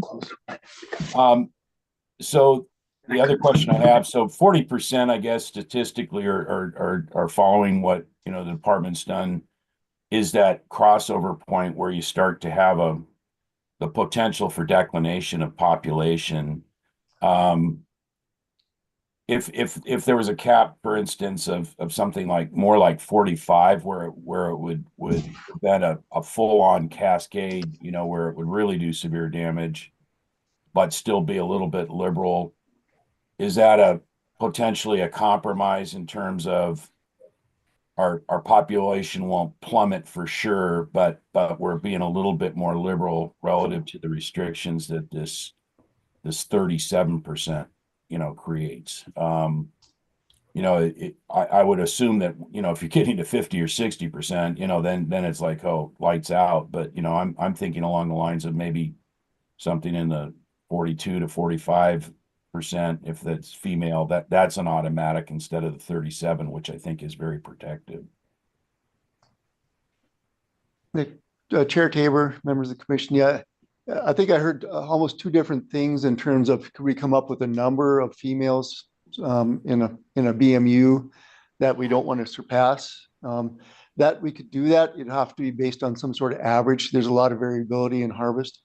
We do see trends in region 1 where we see harvest and then it goes down and then we come back up. And there's probably a lot of mechanisms that drive that. I think harvest and a high level harvest plays into it, certainly. Could we go a little bit higher? You know, the 40% is based on some research that was done, you know, back in 2010, and a little bit earlier than that, a report that was done in 2010-11. And it's kind of where the cutoff was drawn in terms of where we expect to see populations start to decline. You know, it is also one of the reasons why we asked for a better way to monitor black bear populations, which I believe you were part of that discussion a few years ago, because it's a metric that's used. Is it the best metric in the world? Maybe not. So we're looking to be able to monitor black bears in a better way, black bear populations in a better way. Until we have that data in hand and we can actually look at it, this has been kind of the stopgap for, hey, when you start seeing harvest at 40%, you can start digging into that black bear population really well. Could we go a little bit further above that? Yeah, I couldn't tell you what the cutoff would be. It's still a little bit of a guess. Is 42% better than 40%? Is it worse than 45? It's a little bit subjective, but if you don't feel like 40% is the cutoff, we could just go with a straight cutoff instead of 37% at 40. And if you go over a little, maybe it's not as big of a deal. Commissioner Sewell.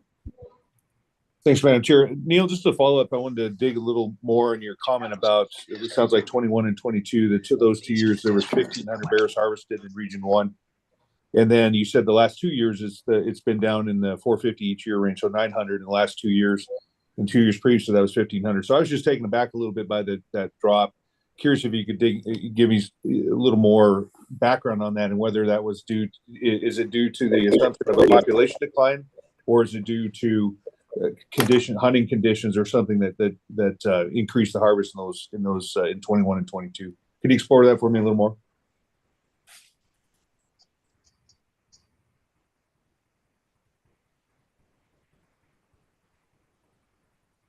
I'm sorry, can you guys hear me?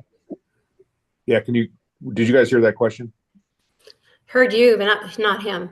Okay. Can you hear me now? Yeah. Yeah. Oh, sorry about that. Yes, thanks, Commissioner Sewell, for the question, members of the commission. So to address the question, it's a bit of both. You know, I mentioned earlier that conditions on the ground play a big role in how those bears use the habitat.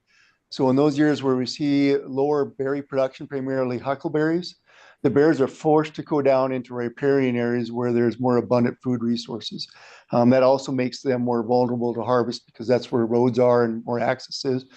So in those years where berry production starts to decline or isn't as good, we tend to see a higher harvest. That being said, when those bears are much more vulnerable, so they are harvested at a much higher rate, which probably has an impact on the population. So it's related. It's a bit of both. We have had relatively good huckleberry crops here in the last couple of years, but I think it's probably a combination of hitting those populations fairly hard in a couple of years, as well as, you know, they're a little bit more dispersed on the landscape right now. Any other questions? Oh, and I do, Commissioner Chair, sorry about this, but I can tell you which districts closed in Region 1 if you'd like to have that. Yes, please. So last year we had 3 districts that weren't related to the Bob Marshall that closed. It was 103, 120, and 122. Those closed early. 140 and 150 closed early as well. Those are areas that we actually felt we don't need an early end date because we typically don't get a high level of harvest in those districts. They closed because of just the numbers after the 31st were low, and we had a high number of females compared to males, but we're only talking like 5 or 6 bears total that are harvested in some of these areas. So it's not a biological concern there if we go over a bit. Okay, so again, thank you. it was 103, 120, and 122 are the ones we're concerned about. Commissioner Burrows. So just for a little perspective, we're talking about a few units that closed early with an additional almost 2 weeks. So I don't think we're talking about driving a population into the ground or not. We can get some consistency there by eliminating this consistency within the region and within Region 1 and 2. And then ultimately, I think it fits with the trend and the model of what this commission's done. I would say the good work this commission's done on managing predators in a way that makes a lot of sense to help control or to help our ungulates that are especially in these areas that are under objective, which I think we could classify a lot of Region 1 in that way. I haven't studied the ungulate objective numbers as much, but in some brief conversations with Commissioner Tabor, I think that's an issue up there. So I don't think it makes sense to try and piecemeal this right now. And like we've discussed before on this issue and a lot of others, there's an opportunity to take a look at it next year. But right now at this time, it makes sense to me, and it seems like the right thing to do to just eliminate this 37% this year for this last 2 weeks of the season to June 15th. And again, if it becomes an issue, we see a significant harvest of female bears that drives that percentage up. Take a look at it next year. Okay, so what I'm going to do is we're going to vote on Commissioner Tabor's amendment first, and then we'll vote on Commissioner Burrow's amendment. Commissioner Brook. Madam Chair, thank you. I guess, when these amendments come to us about managing predators and making decisions about predators because of ungulate populations, it would be really helpful when we're making these decisions if we had data on what ungulate populations we're talking about and where we are on population objectives, because I know they probably don't have any game damage hunts in Region 1, but in Region 2, you have a game damage hunt. And so I think it's really helpful for us as commissioners to be able to make a decision on balance, because you guys are saying, well, we've got these ungulate populations that are in decline. It would be good to have that information with the amendments so that we can make the decision with full knowledge of what's going on with that. And, having said that, I'm going to say I'm in support of this because I don't think it's going to make that big of a difference this year if we harvest a few more female bears, and we do have ungulate populations that are in these areas that are at risk. But I feel like for the public and for me, it's better if we have some of that data that all comes together so we can make a good decision. Thank you. Any other questions before we go to a vote on Commissioner Tabor's amendment? Okay, Eric, by any chance, do you have that amendment you can pull up on the screen? And it was released. It is on the website. Madam Chair, just for clarification, we're talking about Mr. Tabor's amendment. Is that correct? The sheep amendment. Correct. Yes. Stand by, please.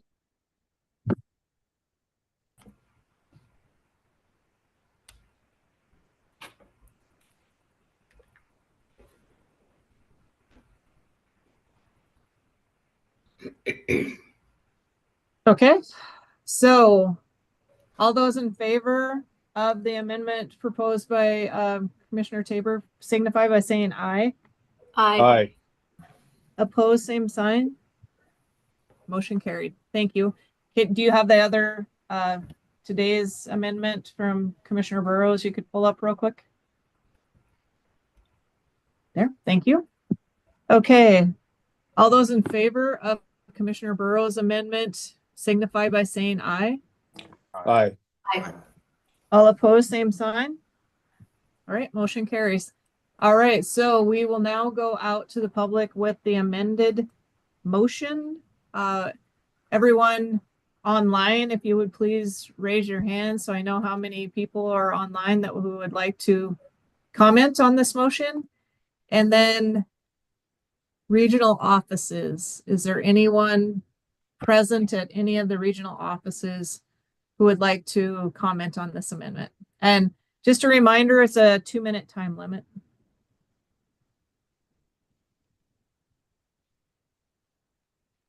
Okay, I do not see anyone in the regional offices. And if I would just ask the regional offices to speak up too, in case I don't see you on the screen. Okay, so we will start out with Ian Wargo. If you would like to comment first, please. Yep, go ahead.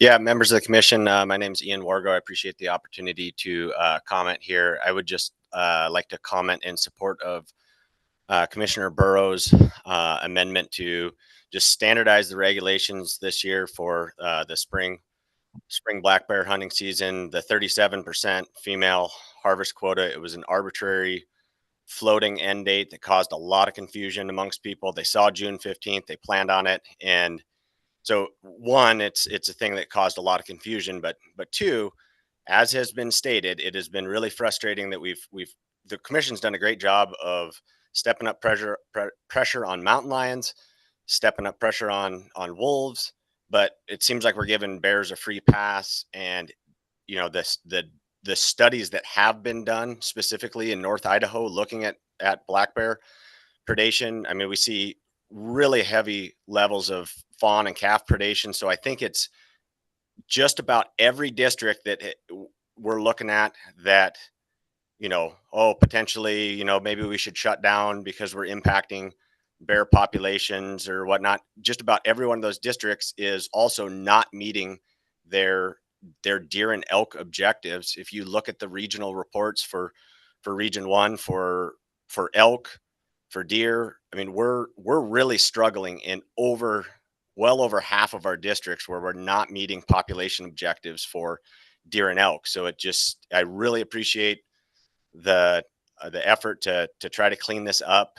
I think it needs, I mean, I would echo that. I think science and data needs to come into this, that, you know, we need to look at a more holistic approach and based future decisions off of numbers. I'm fully in agreement with that. But in the meantime, we can't continue to allow our deer and elk populations to crash.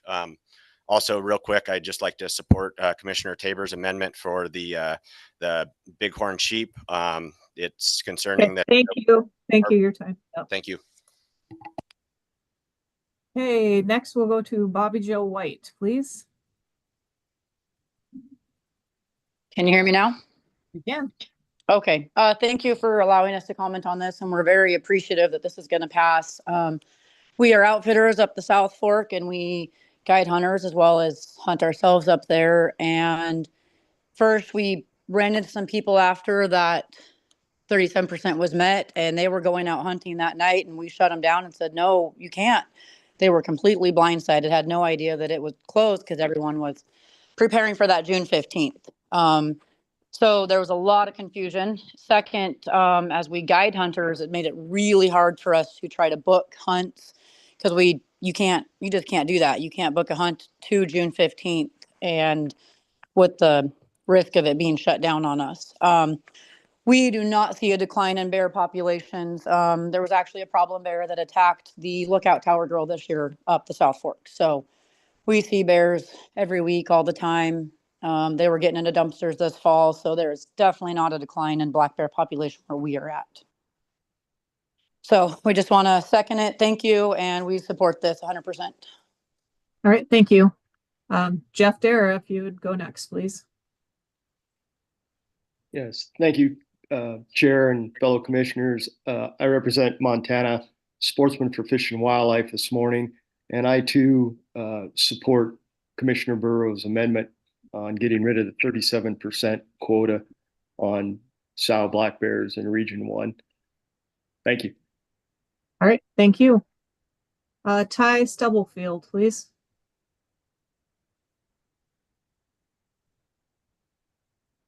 I'm muted. Yep, you're good. You're good. Yep, go ahead.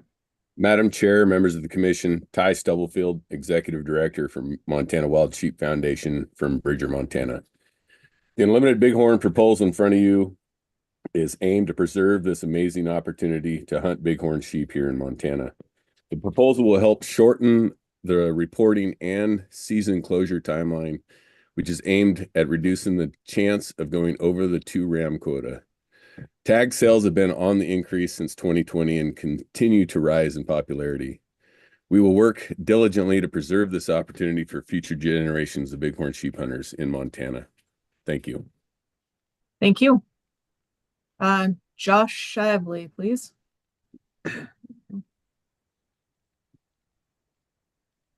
Oh, how are we doing there? Thank you, Commissioners. I appreciate the opportunity. I support Pat's proposal and amendment on this. I've hunted and guided in the unlimited units for the last 12, 13 years. There's a substantial increase in pressure in all those units. I think this is going to be instrumental in helping prevent some of that or lessen it. There are other technological advances that we're seeing that are making it easier for these quotas to be overran that I think need to be addressed at some point as well. This is a good start. Thank you again. Thank you. Okay, next, Stephanie Prater, please.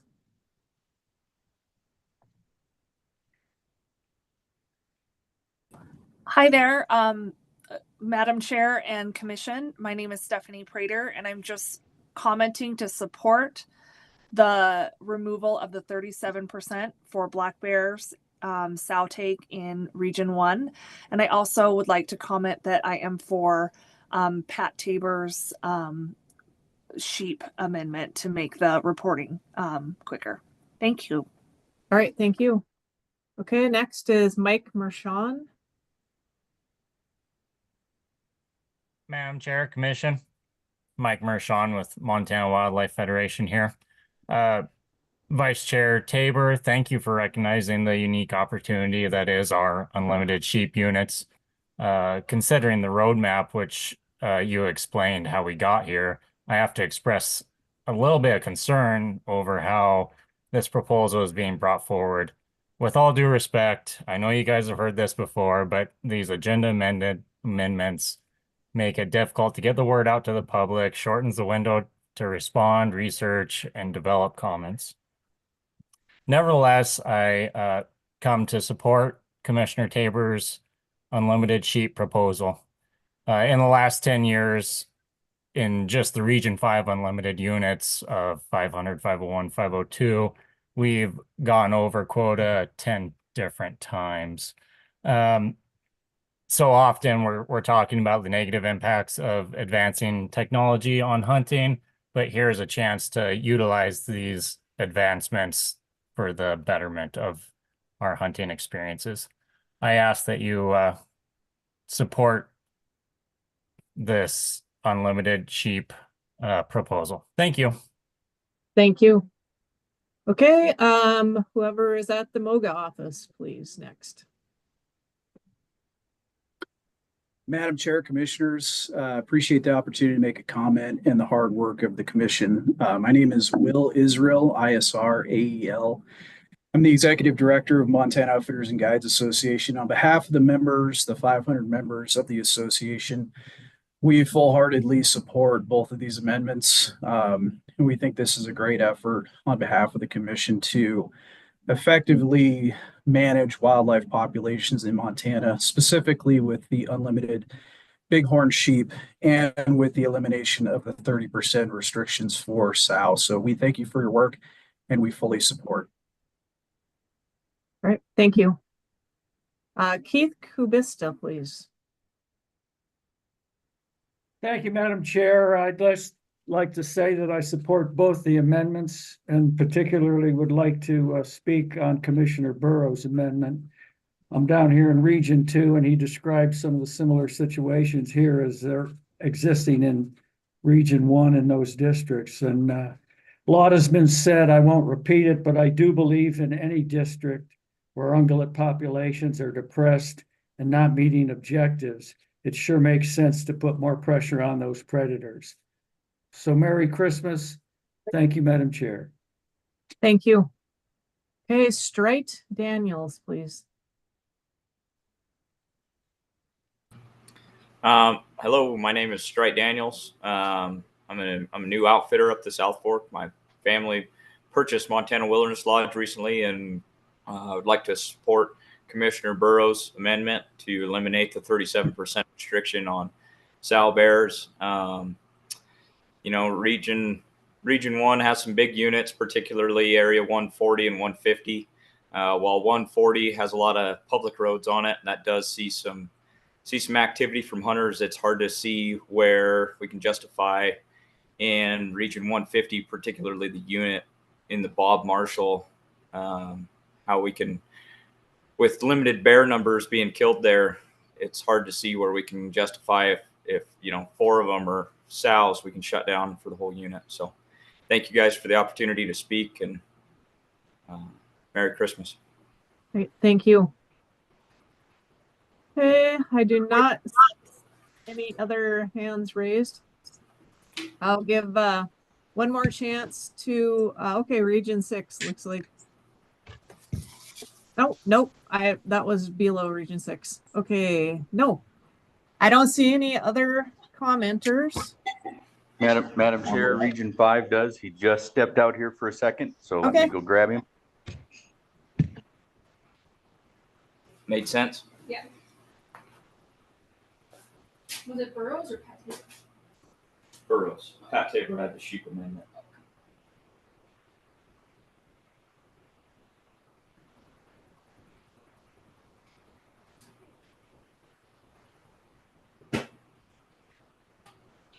Thank you for the patience, Madam Chair. Here's our member of the public. Okay, thank you. Good morning, Madam Chairman and members of the Fish and Game Commission. My name is Doug Dreesen out of Ballantyne, Montana. I'd like to make a few comments about Commissioner Tabor's amendment to the bighorn sheep situation on the reporting in the unlimited areas. Even though this might shorten the time frame, there's still a lot of open questions on this, and it does not address the illegal rams that are constantly being checked in, which a part of them are the over harvest. I sincerely think that there should be more work done on this to curb all this situation. There have been measures in place in the past on this, and what I see as a longtime sheep hunter in the Beartooth in the unlimited areas is that the FWP Enforcement Division has not really stepped forward to combat this by issuing the proper citations to people. In the past, an individual brought an illegal bighorn sheep in, got $100 fine. What does that do to prevent this in the future? Because other sheep hunters, they see this, especially the younger ones, and they think, well, I'll just try to get away with it. I really sincerely believe that yeah, perhaps a 24-hour check-in is better. However, there needs to be a lot more work done on this in the future. Appreciate your time. Thank you very much. Thank you. Thanks, Madam Chair. That's it for Region 5 for the moment. Okay, thank you.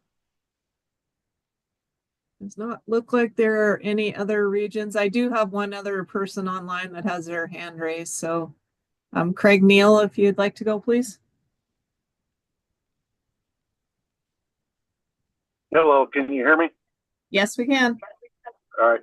I'd like to thank you guys for taking the time to bring the unlimited sheep proposal forward.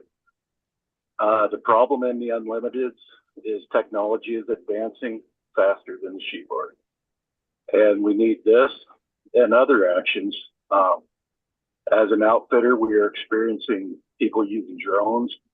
We're experiencing people using technology to gang up on sheep and share location.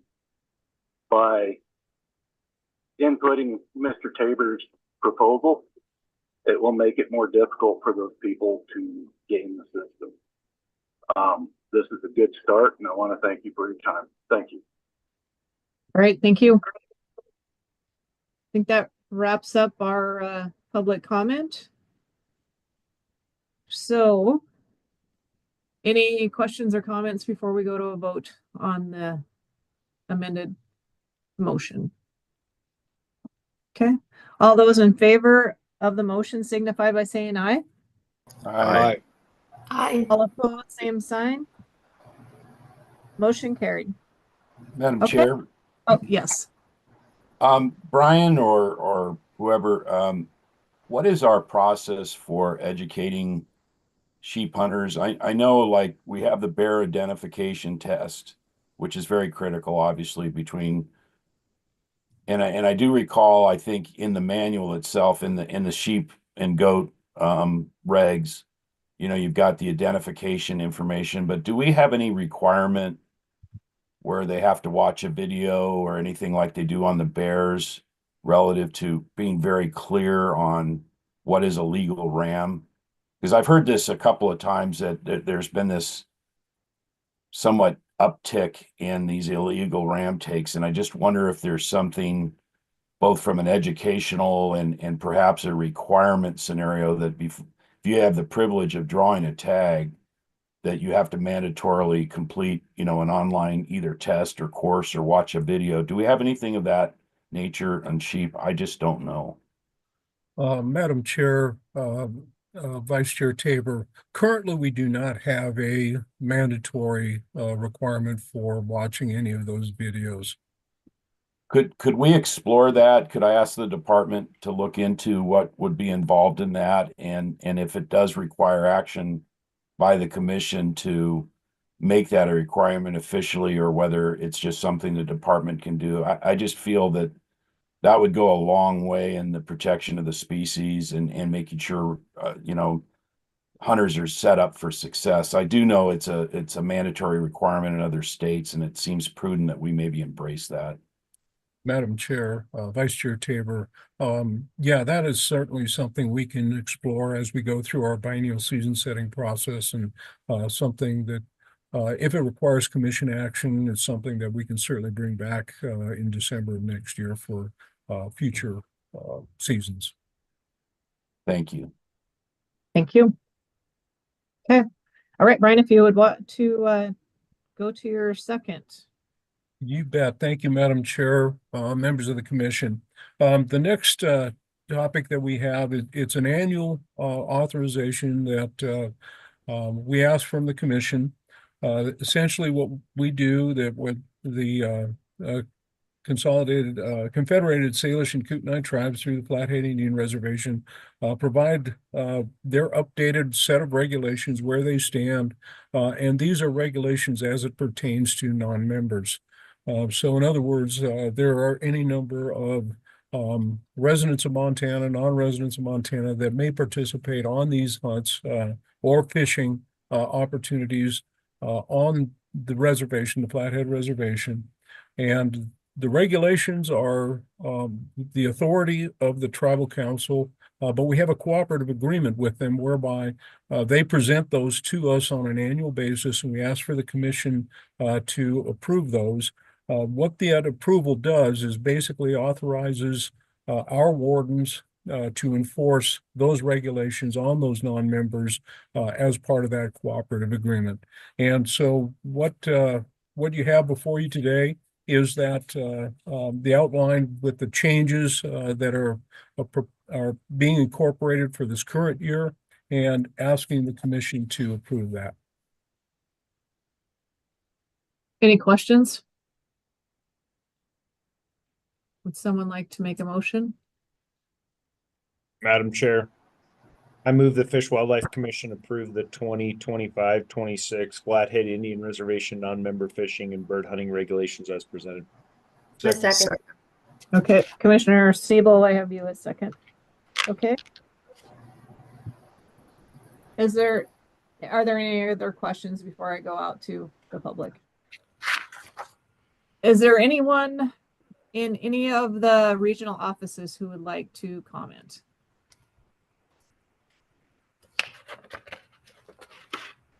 Okay. I am not seeing any hands raised. People online. Okay. One last, any questions? All right. All those in favor of the motion signify by saying aye. Aye. All opposed, same sign. Motion carries. Thank you, Brian. Thank you, Madam Chair. Merry Christmas. All right, all we have left on the agenda is items not on the agenda. So if there is anyone in the regional offices who would like to speak to any item that is not on the agenda, please let me know. Okay, we have a couple hands raised. So Mark, if you would go ahead and comment, please. There we go. Can you hear me? Yes, we can. Go ahead. Great. Thank you. Madam Chair, Commissioners, Mark Cook with Wolves of the Rockies. In past Montana legislation, there comes a bill or two that attempts to reduce the commissioner's authority. Wolves of the Rockies has always opposed every bill that would reduce the commissioner's authority. Now the senior leadership at FWP has asked the EQC to sponsor House Bill 101 to reclassify wolves as fur bearers. Prior to this, to reclassify wolves, there was a process that gives the commission an opportunity to comment on a proposed item. House Bill 101 skips that opportunity to comment and goes directly to the Montana legislature. This has us concerned. Why is the commission arbitrarily abdicating its opportunity to be involved in the process? Also, what we find very disturbing is by skipping the commission portion of the wolf reclassifying, it is denying an opportunity for the public to participate in Montana wildlife management at the commission level. I want to repeat that because it's really important. It's denying an opportunity for the public to participate in Montana wildlife management at the commission level. This is unjust and it's unfair. Thank you for the chance to share my concerns and best wishes to everybody for the holidays. All right, thank you. Okay, Bobby Joe White, if you'd like to go, please. Hello, thanks again. I really appreciate it. I just wanted to comment on the new bull trout season for the South Fork River, where you can now only fish from 1st of July to July 31st. Used to be open from the 3rd Saturday of May. We have a lot of concern with this because what I read was they wanted the fish to be handled less. Well, you are now taking everybody fishing bull trout for 31 days. So those fish are going to be handled multiple times, the hottest time of the year, the hottest temperatures. There's going to be so much pressure on these fish. I think this was not okay. I never saw public comment for this. It seemed to pass really quickly. In my opinion, I think you should extend it into August because again, we're outfitters and we get all of our guests that push for July through the end of July. And if we could go 2 weeks into August, we could spread that out a little bit and these fish would actually be handled a lot less. There's a lot less pressure on them. So this is really going to just focus everybody on those fish for 31 days and they're going to get hit really hard. And I think we're going to see those numbers drop rapidly. So if we could readdress that somehow, some way, I don't agree with that one at all. Thank you. Okay, Straight Daniels, please.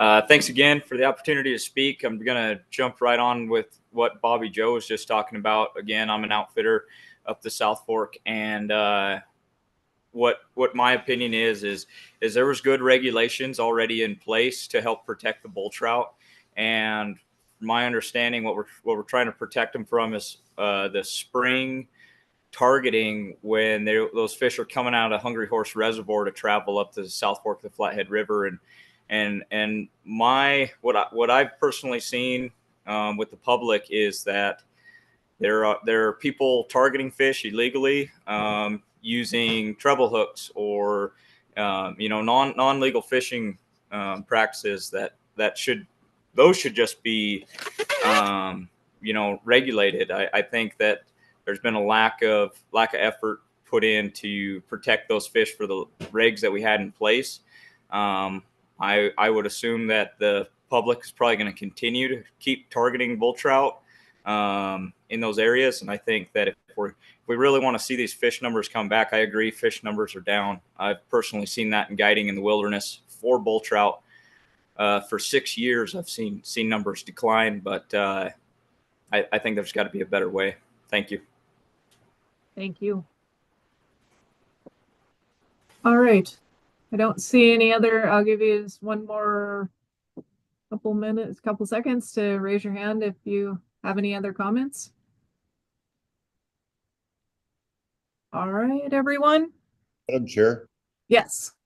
I'd just like to add a comment based on the commissioner reports at the beginning of this meeting and the number of new findings of CWD and hunting districts where it wasn't discovered before, and just my personal experience. I found it difficult to find the information on the check stations on the FWP website this year. And I also was surprised by the number of hunters who I spoke with who did not have their ungulates checked for CWD. So this is just a note to the new director and the comms team at FWP that let's see if we can do a better job of encouraging hunters to get their animals checked and also make it easier to find the check station information this coming 2025 season. Okay, thank you. Any other comments from anyone? Okay. Well, I want to thank everyone for the commission, the staff, everyone for all their hard work this whole year. I want to wish everyone Merry Christmas and safe travels if you're traveling for the holidays. And I want to thank Region 5 office for getting me set up to do the meeting here today. And meeting is adjourned. Go Cats. Merry Christmas. Go Merry Christmas. Bobcats. Go Bobcats.